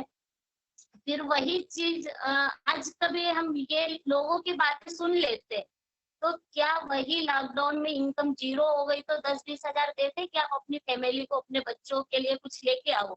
ये चीज हमको पहले समझ में आ गई थी। और मुझे कुछ चैलेंज आता था तो मैं ऐसी लेडीजों की स्टोरी देखती थी, जिसमें श्रीदेवी पासी जी की स्टोरी देखी हमने, वीडियो देखे, पवन भाभी के स्टोरी सुनी थी, तो हमको कुछ ना कुछ होप मिलती थी कि कर सकते हैं तो हम क्यों नहीं कर सकते। अभी तो हमारी फैमिली हमको सपोर्ट कर रही, बहुत अच्छा चल रहा है, जॉब से थोड़ी बहुत इनकम आ रही, ये चीजें अच्छी चल रही है, तो अभी हम कुछ करके दिखाए। जब इनकम 0 हो जाएगी उसका रास्ता क्यों हम देखें। अभी सब कुछ अच्छा चल रहा है तो और अच्छा क्यों नहीं कर सकते हम लोग। तो बहुत सारी चीजें आई, बहुत सारे चैलेंज आए कि बहुत सारे लोगों ने मना भी किया, अभी भी मना करते, कुछ लोगों को तो अब हम मना कर देते हैं क्योंकि हमको ड्रीमर व्यक्ति चाहिए। और बहुत सारे व्यक्ति अभी भी मजा उड़ाते थे, हमने भी मैसेंजर से बहुत सारे, अभी हमारी जो पूरी टीम है फेसबुक मैसेंजर से की है, क्योंकि हमारे रिलेशन परिवार वाले तो शुरुआत में आते नहीं है, वो मना करते हैं, वो अपनी जगह पे सही है। अभी हमको जो नई लेडीज आ रही है उनको लगता है कि मेरी फैमिली मना करती है, मेरे हस्बैंड मना करते हैं, मेरे सास ससुर करते हैं, लेकिन उनका सोचना सही है कि बहुत सारी कंपनियां आई है, लोगों के पैसे ले गई है, लोगों को कुछ बहाने कुछ ऑफर दे के चली गई है और वापस नहीं आए। तो वही कुछ ना कुछ डर लग के, वैसे तो नहीं है, लेकिन हमको यहाँ पर डरना है, हमारे जो सक्सेसफुल ऑफलाइन है उनके साथ बात करनी है, क्योंकि 2 ही चीजें समझ में आती है मुझे तो। क्योंकि आज हम कभी अपने बच्चों को स्कूल भेजते तो क्या हम सोचते हैं, क्या हमारे बच्चों का नॉलेज और एक टीचर का नॉलेज सेम रहेगा तो क्या हम लोग को भेजेंगे, नहीं भेजेंगे, क्योंकि हमारे बच्चों को उतना ही आता है जितना टीचर को आता है। और वहीं पर हम अपने बच्चों के लिए सोचते हैं कि कुछ अच्छा टीचर हो, इसको अच्छा एजुकेशन दे सके। तो यही चीज हमको सीखनी है कि क्या हम उन लोगों से सलाह ले रहे हैं जो सक्सेसफुल है, या उससे सलाह ले रहे हैं कि जो आज फेल हो गए है। तो हमको अपना डिसीजन खुद लेना है कि हम किसकी सलाह ले रहे हैं। और भारिल भैया भी बोलते हैं कि आपको सलाहकार कौन है, हमारे मेंटर ऑफलाइन अक्षय जी, चंद्रशेखर भैया भी हमेशा एक बात बोलते हैं कि आपका सलाहकार कौन है, वो सफल है क्या। पहले आप उन लोगों को देखो कि जो सलाह दे रहा है वो कितना सफल है, फिर उनकी सलाह लो। तो यहाँ पर भी हमको सक्सेसफुल लीडर की सलाह लेनी है, अपने मेंटर अपलाइन की सलाह लेनी है कि हमको किस तरीके से आगे बढ़ना है। और दूसरी बहुत सारी लेडीज को एक चैलेंज और आता है कि मैं डिसीजन नहीं ले पाती हूँ। तो एक चीज हमने सुनी है, हमारे अपलाइन के द्वारा सुनी है, बहुत सारे सीडीओ के माध्यम से सुनी है कि अपन एक इतना बड़ा फैसला एक चुटकी में ले लेते हैं, शादी जैसा फैसला जब हमको पता भी नहीं रहता, लड़का लड़की को देखने आता है, तो वो फैसला हम एक चुटकी में ले लेते हैं, मिनटों में ले लेते हैं कि हाँ मुझे इनसे सगाई करनी है, शादी होगी, जो कभी बदल नहीं सकता है। लेकिन आज हम प्रोडक्ट चेंज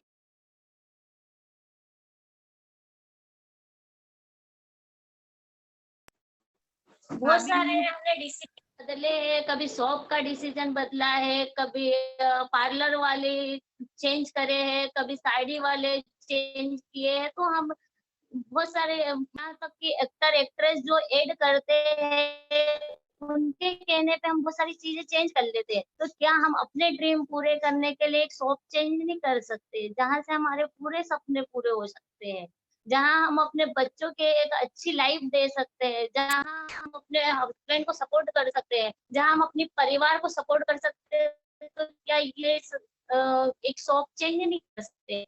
बहुत सारी लेडीज है आज नई आई है हमारी टीम में, तो उनको मैं एक ही चीज कहना चाहूंगी कि शॉप अपन एक बार चेंज भी कर लेंगे तो वापस हम अपने पुराने प्रोडक्ट यूज कर सकते, लेकिन हम एक डिसीजन अपनी लाइफ में जो ले लेते हैं शादी जैसा, वो कभी हम बदल नहीं सकते। एक बार हो गई, जिंदगी भर वही रहेगा। तो वो फैसला हम इतनी जल्दी ले लेते, तो आज क्या हम ये फैसला नहीं ले सकते कि हम अपने ड्रीम पूरे कर सके? और बहुत सारी चीजें हैं बताने के लिए, लेकिन आज और भी गेस्ट आए हैं तो हम और मिलते हैं। और थैंक्स पवन भाभी जिन्होंने अपना टाइम दिया। आज मैं बहुत ज्यादा आपसे सीखने को मिला, आपकी स्टोरी मुझे पर्सनली सुनने को मिली। ऐसे तो सिटी में हमारे अपलाइन से सुनने को मिलती थी, लेकिन आपकी स्टोरी से हमको बहुत सारी चीजें, हमारे टीम के जो बहाने हैं कि हमारे घर में इतनी इनकम नहीं है कि हम प्रोडक्ट यूज कर सके, हमारी इतनी इनकम नहीं है कि हम अपने बच्चों को कैसे छोड़े,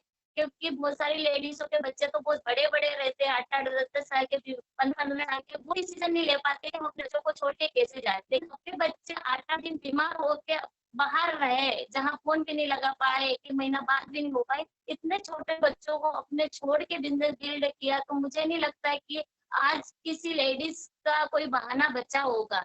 आज सारे बहाने यहाँ से खत्म हो जाएंगे। हमारी जो लेडीज आई है टीम में, उनके भी सारे बहाने खत्म हो जाएंगे। और आज बहुत खुशी मिली कि आपने हमको अपना टाइम दिया। Thank you madam, thank you Alka भाभी जो आपने इनवाइट किया मुझे। थैंक यू भाभी, we are so proud of you.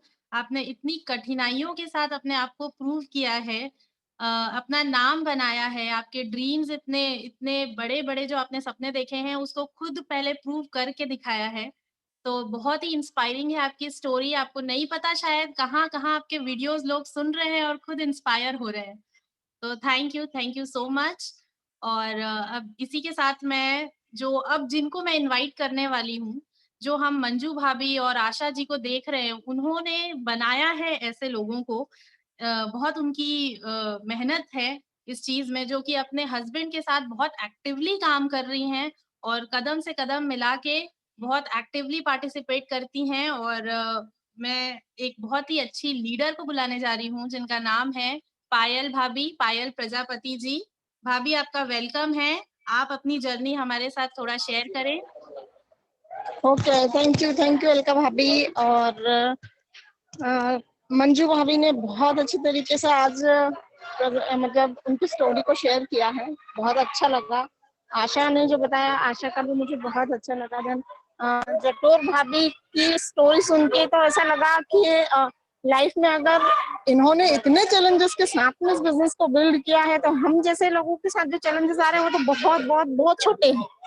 तो बस उसी के साथ मतलब इन चीजों से सीखने को मिलता है कि हमें कहीं ना कहीं रहता है हर लेडीज को कि हमारे साथ आज बच्चे छोटे हैं तो हम नहीं कर पा रहे हैं। कोई बोलता है हम गांव में हैं तो नहीं कर पाते हैं, कोई बोलता है हम शहर में हैं तो नहीं कर पा रहे हैं क्योंकि लॉकडाउन है, लोगों की सैलरीज बंद हो गई है ना। इस टाइप के सिचुएशन हर किसी के साथ आ रहे हैं और सुनने को मिलते हैं। तो बस इन्हीं चीजों को ये शायद कदम बहुत अच्छा है कि स्पेशली लेडीज के लिए ये मीटिंग रखा गया है और उनके सामने मतलब हम हर लेडीज एक दूसरे से अपने चैलेंजेस को शेयर कर सकती हैं और शेयर करने के साथ में हम एक दूसरे से सीख सकते हैं कि हम कैसे अपने चैलेंजेस को ओवरकम करके इस बिजनेस को रन कर सकते हैं। सबसे पहले मैं अपना इंट्रोडक्शन दूंगी। नाम पायल प्रजापति है और हाउसवाइफ थी बट अभी बिजनेस वूमेन हूँ और हस्बैंड के साथ में बिजनेस को रन कर रही हूँ। 2 छोटे बच्चे हैं, एक 10 साल की गुड़िया है, एक 2 साल की गुड़िया है, जिसके साथ में बिजनेस को रन कर रही हूँ। जब मेरी छोटी बिटिया का बर्थ हुआ उस समय हमने डिसीजन लिया कि हमें वेस्टेज करना है। और जब सर ने आके मुझे बताया कि हम प्लेटफॉर्म चेंज कर रहे हैं, हम डायरेक्ट सेलिंग के बिजनेस के अंदर आने वाले हैं, तो क्योंकि उससे पहले भी 4 साल हम लोगों ने वेस्टेज से पहले डायरेक्ट सेलिंग किया, और जब किया तो वहां पे सीखने को तो बहुत कुछ मिला, बहुत कुछ सीखा, पर कहीं ना कहीं एक वो था ना कि हम आते हैं किस चीज के लिए कि हम अपने वहां पे ड्रीम फुलफिल कर पाए, तो वो ड्रीम नहीं पूरे हो पा रहे थे। सब चीजें सीखने को बहुत मिला, एजुकेशन सिस्टम वहाँ बहुत अच्छा था, वहाँ मैंने अपने आप को पूरा ट्रांसफॉर्म किया, क्योंकि मैं जिस टाइप की लड़की थी, मतलब बहुत नैरो माइंडेड थी मैं बस अपने तक ही सीमित रहती थी, मैं किसी से बात करने में इंटरेस्टेड नहीं होती थी। मेरे घर पे कोई गेस्ट भी अगर आता था तो सिर्फ हाँ आप कैसे हो क्या हो, उसके अलावा कोई बात नहीं करती थी। आप आइट में साइड में कोई भी हो, मतलब आप देखो कि आइट साइड में भी अगर कोई है तो मैं उनसे भी ज्यादा अट्रैक्ट नहीं होती थी, किसी से बात ही नहीं करती थी। बट फिर वही कि नेटवर्क मार्केटिंग के बारे में पता चला, तो शाम को वहाँ पे मीटिंग्स जो होती थी वो होती थी शाम को 7 बजे से 9 बजे तक, और मैं जिस ग्राउंड के अंदर रहती थी वहां पे मतलब मुझे घूंघट करके रहना होता था, और घूंघट करने के बाद मैं जब वहां से अगर निकलती हूँ तो मैं अकेले नहीं जा सकती, लेकिन हस्बैंड की जॉब ऐसी थी सुबह 10 बजे से रात को 9 बजे तक, तो वो जा नहीं सकते थे मीटिंग्स के अंदर, तो उन्होंने मुझे बोला कि आप जाइए, आप वहां पे मीटिंग्स अटेंड करो, आप मुझे बताना कि वहां पे क्या चीज आपने सीखा। मैंने कहा चलो ठीक है, हस्बैंड अगर बोल रहे हैं, उन्हें मुझे हेल्प करना है तो उसके लिए मुझे करना है। फिर शाम को मैं 6:30 बजे ऑटो में बैठती थी, वहां से निकलती थी, ऑटो लेके मैं जाती थी मीटिंग हॉल तक, और वहां जाने के बाद फिर कॉल करके इनको बताती थी कि हाँ मैं सेफली पहुंच चुकी हूँ। कई बार ऐसे ऑटो नहीं मिलता था तो वेन में जाना पड़ता था, लोगों के बीच में धक्का मुक्की होती थी, तो वो चीज मुझे अच्छी नहीं लगती थी कि मीटिंग्स होती है, मुझे सीखने को मिलता है, सब चीज अच्छा है, लेकिन इस टाइप के माहौल में मैं नहीं जा सकती। फिर सर ने कहा कि ठीक है मैं एक काम करता हूँ, आपको स्कूटी दिलाता हूँ, आपको चलाना सीखो। तो मैंने कभी स्कूटी चलाई नहीं थी, और इंदौर जैसी सिटी के अंदर गाड़ी चलाना मतलब एक बहुत बड़ा चैलेंज लेना, एक्सेप्ट करना था। फिर मैंने ड्राइव करना शुरू किया, थोड़ा थोड़ा गाड़ी सिखाई सर ने मुझे गाड़ी चलाना सीखी, और फिर इतना कॉन्फिडेंस आ गया कि मैं बाइक से पूरे इंदौर के राउंड लगा लेती थी। सर की मुझे हेल्प की जरूरत उस टाइम पे नहीं होती थी, क्योंकि होता क्या है कि अगर हम लेडी हैं, हमें कहीं जाना है तो हमें हस्बैंड का सपोर्ट चाहिए होता है कि आप मुझे लेके जाओगे तो मैं जाऊंगी, नहीं तो नहीं जाऊंगी। तो गाड़ी जब आ गई मेरे पास, तो मैं खुद इंडिविजुअल प्लान दिखाने जाती थी, मीटिंग्स करने लगी, ये सारी चीजें जब करने लगी तो मुझे अपने ऊपर कॉन्फिडेंस आया, क्योंकि जो नेक्स्ट बिजनेस में मेरी अप्लाई थी उन्होंने मेरे लिए एक प्लान किया, सेकंड प्लान में उन्होंने मुझे खड़ा कर दिया कि आपको आज का प्लान लेना है। तो डर तो बहुत लगा, हाथ पैर कांपे भी कि अब मैं क्या बताऊंगी, लेकिन जो बताया उसके बाद दिल के अंदर एक संतुष्टि हुई कि नहीं मैं कर सकती हूँ। बट फिर ये डिसीजन बहुत अच्छा हो कि नेक्स्ट फिर नेक्स्ट फिर नेक्स्ट, फिर मैंने खुद ने अपने घर पे करना शुरू किया। जो आसपास की लेडीज थी मैंने उनको बुलाना शुरू किया, अपने घर पे उनको बुलाती थी, बिठाती थी, उनके प्रोडक्ट डेमोस्ट्रेशंस दिखाती थी। कोई भी प्रोडक्ट नहीं लेता था, लेकिन मेरा सेल्फ कॉन्फिडेंस वहां से बढ़ता था। बस ऐसा करते करते 4 साल बीत गए। फिर हमारा जो सेकंड बेबी गुड़िया हमारी आई लाइफ में, उसके बाद तक जब 4 साल हो चुके तो कहीं ना कहीं डिमोटिवेट होना शुरू हो गए थे कि एजुकेशन सिस्टम अच्छा है, नो डाउट प्रोडक्ट अच्छे हैं, सब चीज अच्छी है, बट वो जो ग्रोथ चाहिए वो नहीं है। तो सर ने भी मतलब ड्रॉप कर ही चुके थे ऑलमोस्ट, और हम सर्च कर रहे थे कि इसके अलावा क्या कर सकते हैं। फिर सर का ऑप्टिकल का एक ड्रीम था कि मुझे ऑप्टिकल डालना है, खुद का पर्सनल एक ऑप्टिकल डालना है, जिसमें कि मैं कम से कम 25 से 30 लाख रुपए का हमारा वहाँ पे एक प्रोजेक्ट बना, और हमने वहाँ पे लोन लेने का एक डिसीजन लिया कि हम 30 लाख का लोन लेके और एक बड़ा शोरूम डालेंगे। पर वहां भी डर था कि अगर नहीं चला तो, और नहीं चला तो 30 लाख रुपए का कर्जा कैसे चुकाएंगे, क्योंकि जॉब में 40-45 हजार रुपए मिल रहा था, सफिशिएंट था। लेकिन अगर आपके सिर पे 30 लाख रुपए का अगर खर्चा है तो 40 हजार रुपए की तो आपको वहां पे किस्त ही पे करनी पड़ेगी। तो थोड़ा डर वहां भी लगा। फिर कहीं ना कहीं से इन्होंने वेस्टेज का प्लान देखा, प्लान देखने के बाद में पता चला कि यहाँ पे प्रोडक्ट जो है उसकी क्वालिटी अच्छी है, लोगों की ग्रोथ हो रही है। जो कार बुक देखी उससे सबसे ज्यादा मतलब एक वो उम्मीद जागी कि जब कम पढ़े लिखे लोग जिनको ठीक से बोलना नहीं आता वो कार ले रहे हैं, वो घूमने जा रहे हैं, इतना कुछ यहाँ से हो रहा, मतलब कुछ तो है।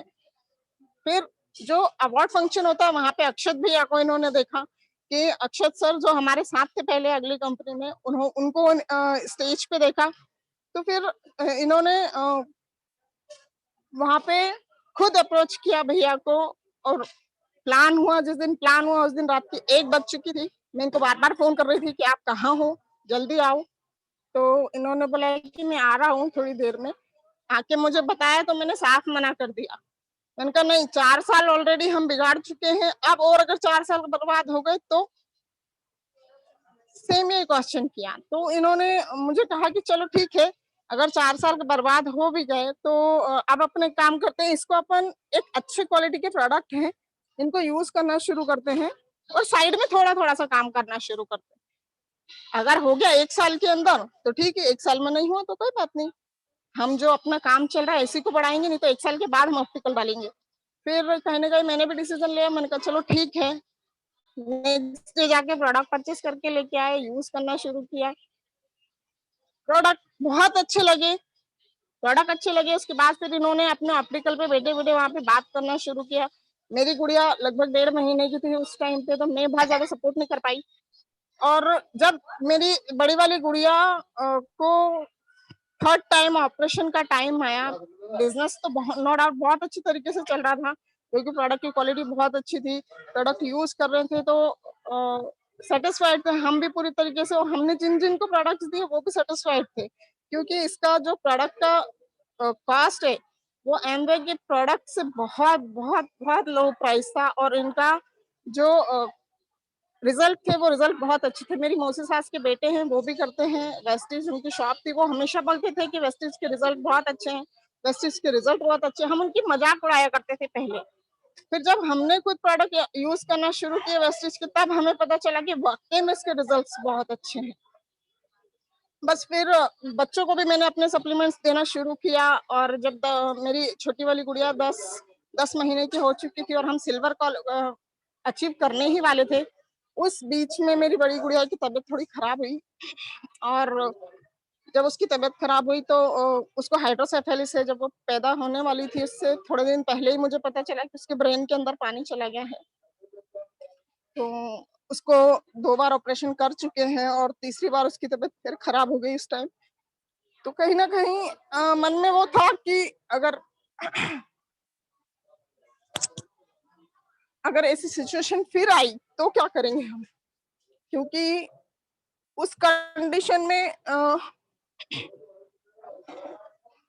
में पैसे भी बहुत लगने होते हैं, और हमें मतलब दिमाग से भी बहुत बहुत बहुत प्रिपेयर होना पड़ता है, क्योंकि तो बस वो चीज चल रहा था, और वो चलते चलते मतलब ये था कि ऊपर हमारा ऑपरेशन चल रहा था गुड़िया का, और नीचे सर प्लान दिखा रहे थे, सिल्वर क्वालिफिकेशन में थे। तो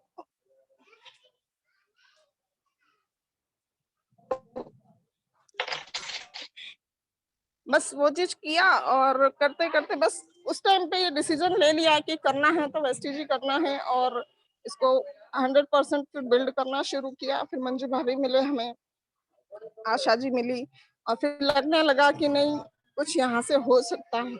1 साल के अंदर अंदर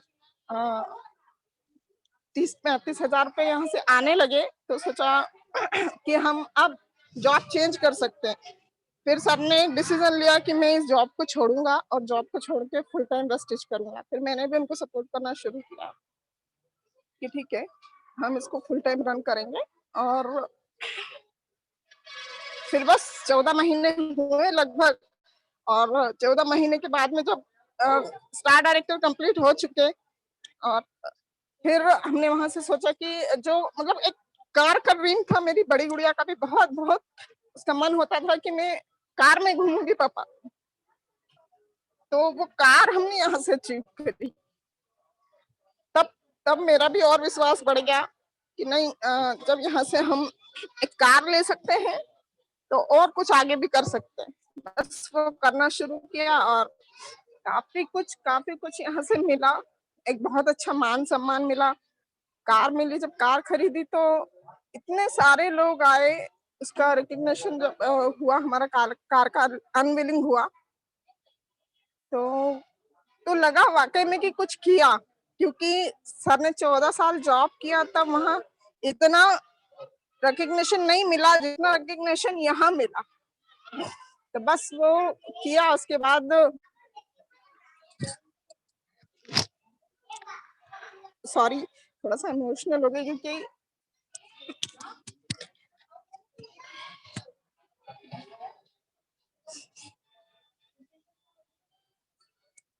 और आज पूरे इंडिया में देखे तो हमारी टीम है, और इंडिया के बाहर भी लगभग 2 से 3 देशों में हमारी टीम है, और लगता है कि वाकई लाइफ में कुछ अचीव किया है। जहां लोग मुझे एक मोहल्ले में नहीं जानते थे, वहां आज लोग मुझे पूरे इंडिया में जानते हैं कि पायल प्रजापति कौन है, चंद्रशेखर प्रजापति कौन है।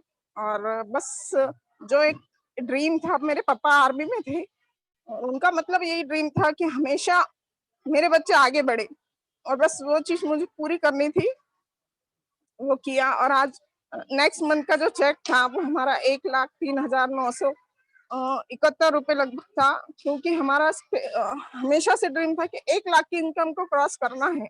और बस अब आने वाला जो इस महीने का जो चेक है वो 1.5 क्रॉस करेगा, और फिर अगले महीने 2 क्रॉस करेगा, क्योंकि हम तो मतलब यहाँ से अचीवमेंट ले रहे हैं, और हमारे साथ में आशा जी, मंजू जी और कई सारी ऐसी लेडीज हैं जो कि अपने ड्रीम को यहाँ से फुलफिल कर रही। क्योंकि अगर आज ऑप्टिकल खोल भी लेते हैं हम 30-35 लाख रुपए का इन्वेस्टमेंट करके, तो शायद ऐसी मंजू और आशा को की कार अचीव करने में या उनके ड्रीम अचीव करने में हेल्प नहीं कर पाती, लेकिन यहाँ से वो मैंने किया और अपनी अलग पहचान बना पाई। हर चीज, चैलेंजेस हर किसी के लाइफ के अंदर होते हैं, आते हैं, बस उन चैलेंजेस को ओवरकम करके बाहर निकलना, उन चैलेंजेस को पार करना ही हमारा सबसे बड़ा मतलब एक वो पार्ट होता है, क्योंकि चैलेंजेस हर किसी के लाइफ के अंदर है।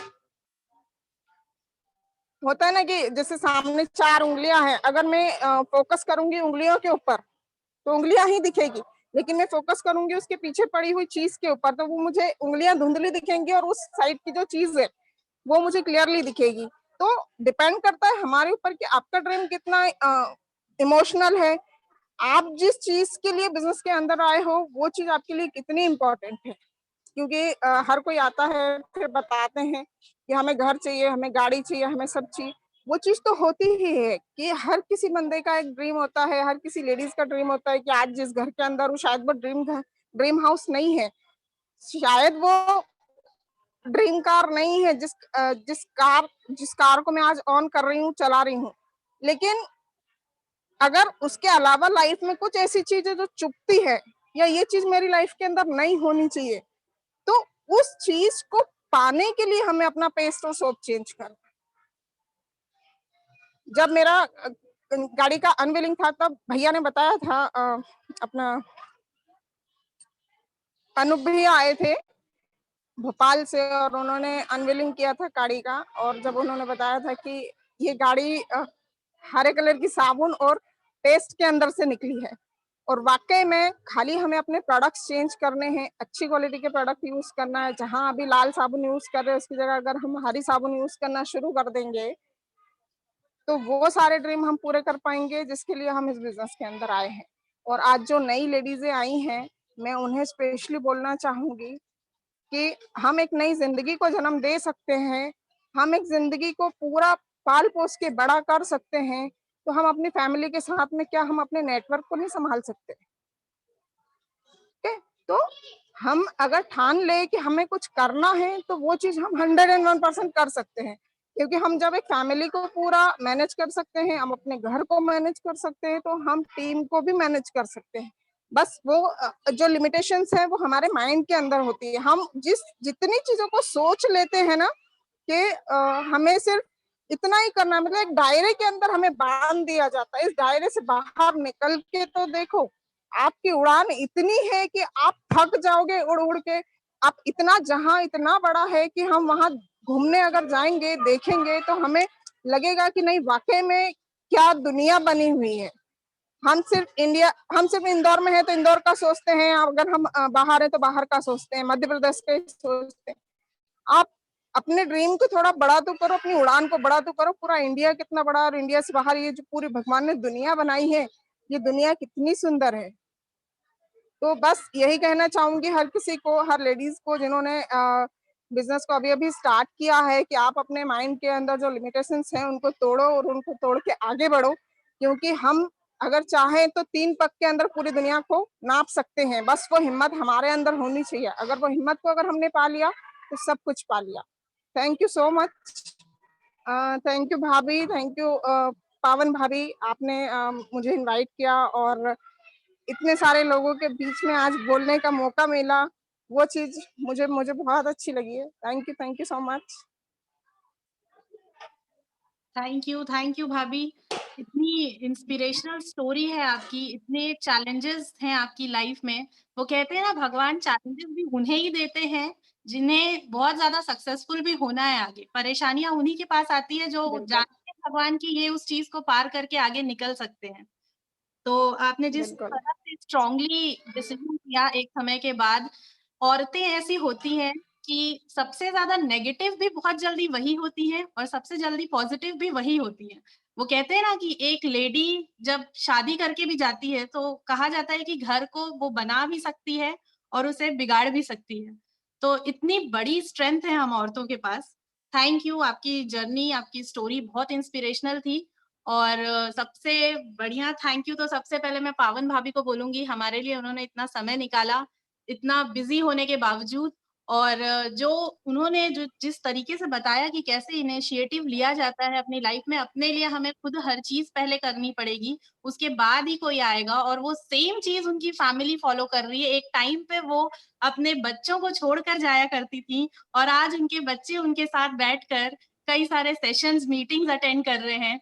और इनफैक्ट भाभी कहती हैं कि मेरे बच्चे मुझे अब पाल रहे हैं। तो मतलब बहुत ही इंस्पायरिंग है ये चीजें, बहुत कुछ सीखने को मिलता है आप सभी से। हर एक लेडी के पास न जाने कितनी स्टोरीज हैं। मतलब ऐसे छोटे-छोटे कर करके कितनी सारे मौका हमें मिल सकता है कि हम अपनी जर्नी को एक्सप्रेस कर पाएँ सबके साथ, अपने ड्रीम्स को शेयर कर पाएँ। तो थोड़ा-सा हमारे पास समय की भी सीमा है, तो मैं चाहूँगी कि अगर जो भी कोई कुछ कहना चाहता है, शेयर करना चाहता है कि इंस्पायर हुए, कुछ भी अच्छी लगी हो चीज़ें भाभी की, पावन भाभी से रिलेटेड, तो आप प्लीज़ हैंड रेज़ कीजिए, मैं उन्हें अनम्यूट करूँगी और फिर आप थोड़े-थोड़े वक़्त के लिए आप बोल सकते हैं, बिल्कुल। किसी ने जो भी कुछ सीखा हो, तो प्लीज़ वो हैंड रेज़ कर सकते हैं। मेरे पास इतने सारे चैट्स हैं कि इतनी इंस्पिरेशनल स्टोरीज़ थी यहाँ पे सबकी।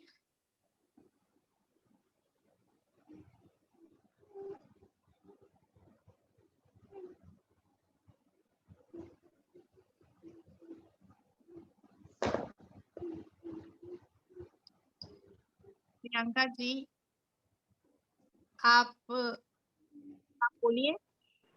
अनम्यूट करके आप बोल सकती हैं। Hello ma'am. जी, जी, बोलिए। हेलो मैम, मेरी आवाज आ रही है? जी, जी, बिल्कुल। हेलो मैम, आवाज आ रही है मेरी?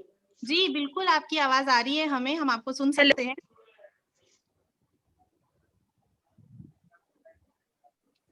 मैम मेरी वॉइस क्लियर है? जी, जी, आपकी वॉइस बिल्कुल क्लियर है, आप बोलिए। प्रियंका जी, आपकी वॉइस क्लियर है, बोलिए प्लीज़। शायद नेटवर्क। मैम मेरी वॉइस क्लियर है क्या? जी, जी, आपकी वॉइस बिल्कुल क्लियर है। चैट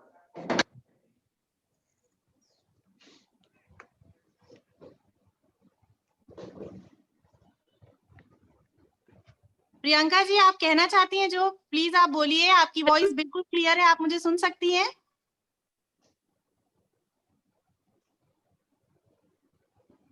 ठीक है, मैं अभी वापस आती हूँ प्रियंका जी के पास। हरनीत जी को मैं अनम्यूट कर रही हूँ। हरनीत जी, आप बोल सकते हैं, आप मेरी आवाज़ सुन सकते हैं? मैम मेरी वॉइस आ रही है? जी, जी, आपकी वॉइस क्लियर आ रही है। अक्षत, हेल्प मी। जी मैम। मेरा नाम नेटवर्क।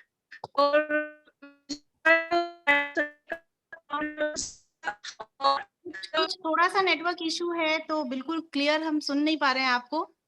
थोड़ा सा आपको ऐसी जगह जाना पड़ेगा जहाँ नेटवर्क हो।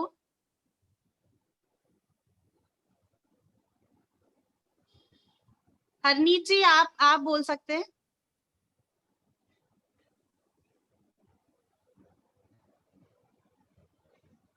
हेलो,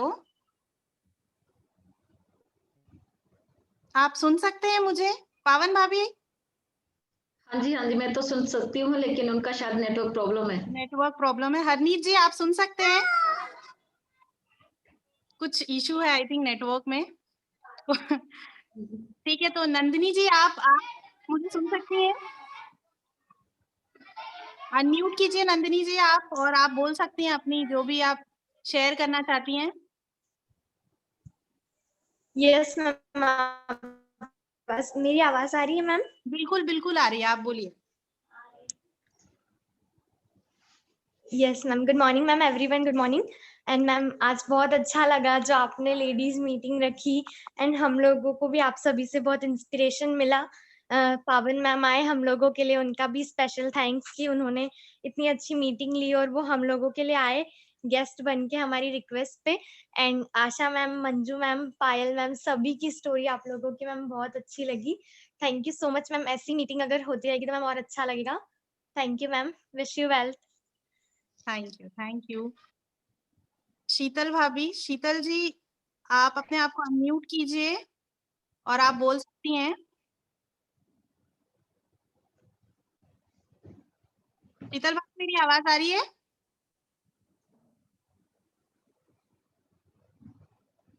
थोड़ा सा इसमें नेटवर्क का दिक्कत है।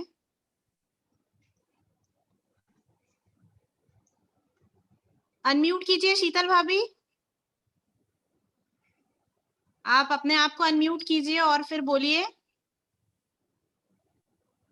शीतल भाभी आप मुझे सुन सकती हैं?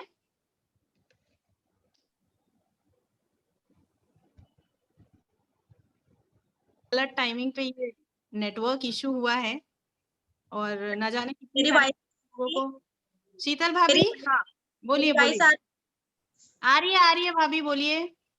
Okay, good mornings, Alka ma'am's and पावन जाटो मैम्स। सभी एक्चुअली मैं शीतल जैन बात कर रही हूँ इंदौर से। और आज का जो सेक्शन था बहुत ही अमेजिंग, बहुत बढ़िया रहा। और मैं खास तौर से थैंक यू बोलूंगी पावन मैम को। इनको तो मैंने काफी बार सुना है, इनफैक्ट मैं मिली भी हूँ पावन मैम से और फेस टू फेस, और मैं इनकी स्टोरी भी काफी बार सुन चुकी हूँ। और इनके बारे में अगर आज रियली काफी हार्ट टचिंग स्टोरी रही, और उन्होंने हमको आज मौका दिया और उनसे काफी कुछ सीखने को मिला। जैसे कि पावन मैम ने बोला था कि लेडीज लोग काफी इमोशनल होती है, तो अगर मैं यहाँ पे कहूँ तो रियली एक्चुअली क्या होता है कि इमोशनल तो हाँ बिल्कुल मैं भी हूँ, और पर उससे मुझे कुछ सीखने को मिला कि मैं इमोशनल तो रहती हूँ, साथ में उसी चीज में चले जाते हैं। बट इमोशनल होके हम अगर उस चीज को हम साइड में रख ले और अपने ड्रीम को फुलफिल करने में फोकस करें तो ज्यादा बेटर रहेगा, है ना। और यहाँ पे बहुत सारी लीडिंग लेडीज है जिनके बारे में हम सब जानते हैं। जैसे मंजू भाभी ने काफी अच्छी बहुत इमोशनल मतलब इनोसेंट है और काफी अच्छे से बिजनेस को ग्रो कर रही है, उनसे भी काफी इंस्पायर होते हैं। क्योंकि मेरे ग्रुप में भी लेडीज लोग यहाँ पे आज मीटिंग सुन रही होगी, और जो भी मीटिंग आज सुन रहे हैं किसी न किसी को आज स्टोरी जो शेयर करी है, जैसे आशा जी ने अपनी स्टोरी शेयर करी है, मंजू भाभी ने अपनी स्टोरी शेयर करी है, पायल मैम ने भी अपनी स्टोरी शेयर करी, बहुत ही इमोशनल उनकी स्टोरी रही है। तो कहीं ना कहीं हार्ट टच हुई होगी और इस स्टोरी से सभी को कुछ न कुछ सीखने को मिला होगा। क्योंकि हमारे जो चीजें है जो हम लेके बैठे या हम कर नहीं पा रहे हैं बिजनेस को, तो वो चीज जो पेन है वो हमारे बहुत छोटे पेन है इन लोगों के सामने, है ना। तो इससे कुछ सीखने को मिला है और डेफिनेटली आगे बिजनेस काफी ग्रो होगा। और मैं थैंक्स करूंगी वापस से पावन मैम को जिनका हमको टाइम मिला। So Alka ma'am, so thank you so much जो आपने मुझे मौका दिया। थैंक यू भाभी, थैंक यू सो मच। हमारे पास 8 मिनट हैं, जैसे कि हम टाइम के बहुत पक्के हैं, हम सभी सबके और भी कमिटमेंट्स हैं। तो मैं सोनल भाभी को इनवाइट कर रही हूँ। भाभी आप अनम्यूट करके बोल सकते हैं। भाभी आवाज आ रही है? बिल्कुल बिल्कुल आ रही है भाभी, आवाज आ रही है? बिल्कुल हेलो, आवाज आ रही है आपको मेरी? आ रही है भाभी, बिल्कुल क्लियर आ रही है, आप शेयर कीजिए। थैंक यू मैम, आपने मुझे बोलने का मौका दिया। और पावन भाभी आपसे भी मिलके बहुत अच्छा लगा। आशा मैम, मंजू मैम से भी, पायल मैम से मिलके बहुत, मतलब उनकी आपकी स्टोरी इतनी बढ़िया है, मेरी स्टोरी इतनी छोटी रहेगी और इतना पेनफुल ड्रीम भी नहीं है मेरा वैसे, पर आपकी स्टोरी में ऐसा लगा वाकई में हार्ट को छू गई है। है ना। और मैं ये कहना चाहूंगी, आपने जो आप होम मीटिंग शुरू की लेडीजों की, खासकर लेडीजों के लिए, उनके लिए तो बहुत बढ़िया चैलेंज है कि आप ये मीटिंग अरेंज करके और आप आगे आगे लेडीजों को ज्वाइन करवा सकते हैं। ओके है ना, ठीक है, thank you, best of. Thank you भाभी। अनम्यूट कर लो। प्रियंका जी, अब आपका नेटवर्क इशू, किसी ने चैट में लिखा है बड़ी बड़ी मीटिंग्स में छोटे छोटे नेटवर्क इशू होते रहते हैं, सही बात है। तो बिल्कुल भाभी आप बोल सकते हो, सॉरी प्रियंका जी आप बोल सकती हैं, अनम्यूट करिए आप खुद को। प्रियंका जी आप सुन सकते हैं मुझे?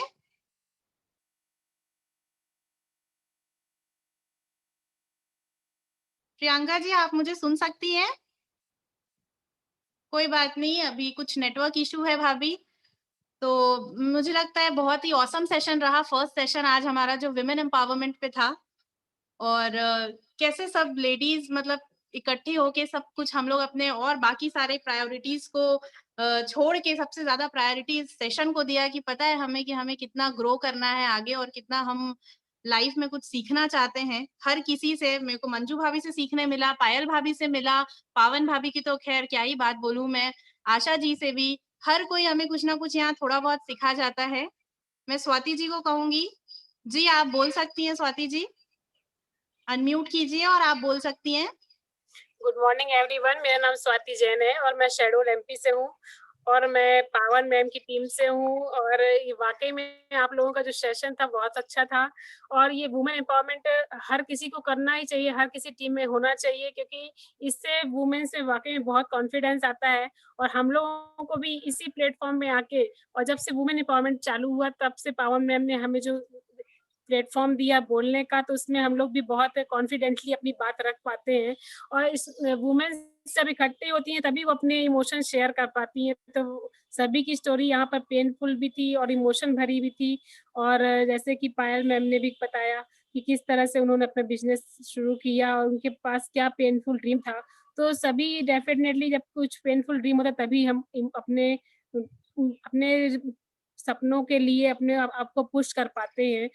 तो वही है कि सभी को, हर लेडी को अपने आगे आना चाहिए और ये अपने आप को बिल्ड करना चाहिए कि हाँ हम कर सकते हैं, क्योंकि हर वुमेन में एक पावर होता है जो हम खुद नहीं समझ पाते हैं। तो वाकई में ये आपका ये सेशन बहुत अच्छा रहा और डेफिनेटली हर लेडीज यहाँ से कुछ ना कुछ सीख के जाएंगी। Thank you so much.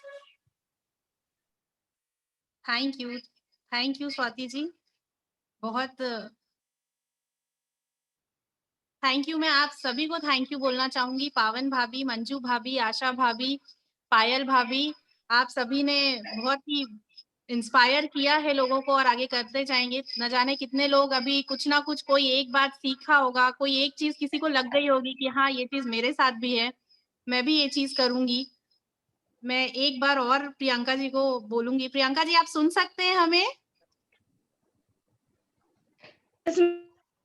Network issue था मैम, जी मीटिंग से आउट हो गई। मैम मेरी क्लियर है? जी बिल्कुल क्लियर है, आप बोलिए। हेलो। हाँ जी, आप मुझे? जी मैम, आज का सेशन बहुत ही अच्छा लगा। Hello ma'am.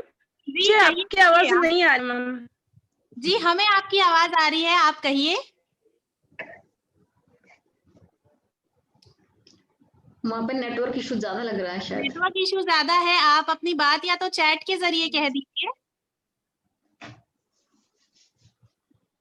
ठीक है? मैं Nidhi ji ma'am. Good morning ma'am. वैसे आज की स्टोरी तो काफी इंस्पिरेशन रही, और कुछ मंथ पहले जब सर ने लॉकडाउन में भी बुलाया था पावन मैम को, जब भी मैंने इन्हें सुना था, तो कुछ प्रॉब्लम्स थी जैसे अभी फेसबुक वगैरह से रिलेटेड। तो फिर हमने सोचा कि ये प्रॉब्लम तो सभी के साथ आती है, वही उससे हमें थोड़ा कुछ सीखने को मिला। Thank you. Thank you. Social media तो ऐसी चीज है कि अपन कुछ भी करें, अच्छे लोग हर जगह मिलते हैं, बुरे लोग भी हर जगह मिलते हैं। तो बस मैं यही कहना चाहती हूँ कि थैंक यू पावन भाभी, आप अपना इतना बढ़िया टाइम हमें दिया, इतना कुछ सिखाया। और थैंक यू सो मच। ये मीटिंग हम आज यहीं पर पूरी करते हैं और हर वीक हम ऐसा कुछ करेंगे और पावन भाभी को फिर इनवाइट करेंगे। डेफिनेटली मैं फिर आऊंगी। और लास्ट में मैं भी थैंक्स बोलना चाहूंगी आपको। और मैंने पायल जी की स्टोरी सुनी यहाँ पे और बहुत बहुत इमोशनल स्टोरी थी। सीरियसली मैं ये जो आपकी फीलिंग थी ये मैं समझ सकती हूँ। और ये जो आंसू हमारे निकलते हैं इस टाइम पे सक्सेस के बाद कि हमने क्या स्ट्रगल देखा है, और ये मैं अपनी स्टोरी से रिलेट कर सकती हूँ। और सिर्फ इतना बोल सकती हूँ आप सबको कि अब डिसीजन लेने की बात है, बस डिसीजन लेना है और हम सब कुछ कर सकते हैं। And again thank you so much and all the best everyone. Thank you भाभी। जो प्रियंका जी ने एक मैसेज दिया है कि उन्हें बहुत कुछ आपसे सोशल मीडिया में कैसे काम करना है ये सीखने को मिला। और हम नेक्स्ट वीक जो भी अब जैसा भी शेड्यूल होगा आपसे शेयर करेंगे बिल्कुल आप सभी से। आप सभी को मैं धन्यवाद करती हूँ और इसी तरह अब हम ये meeting thank you so much.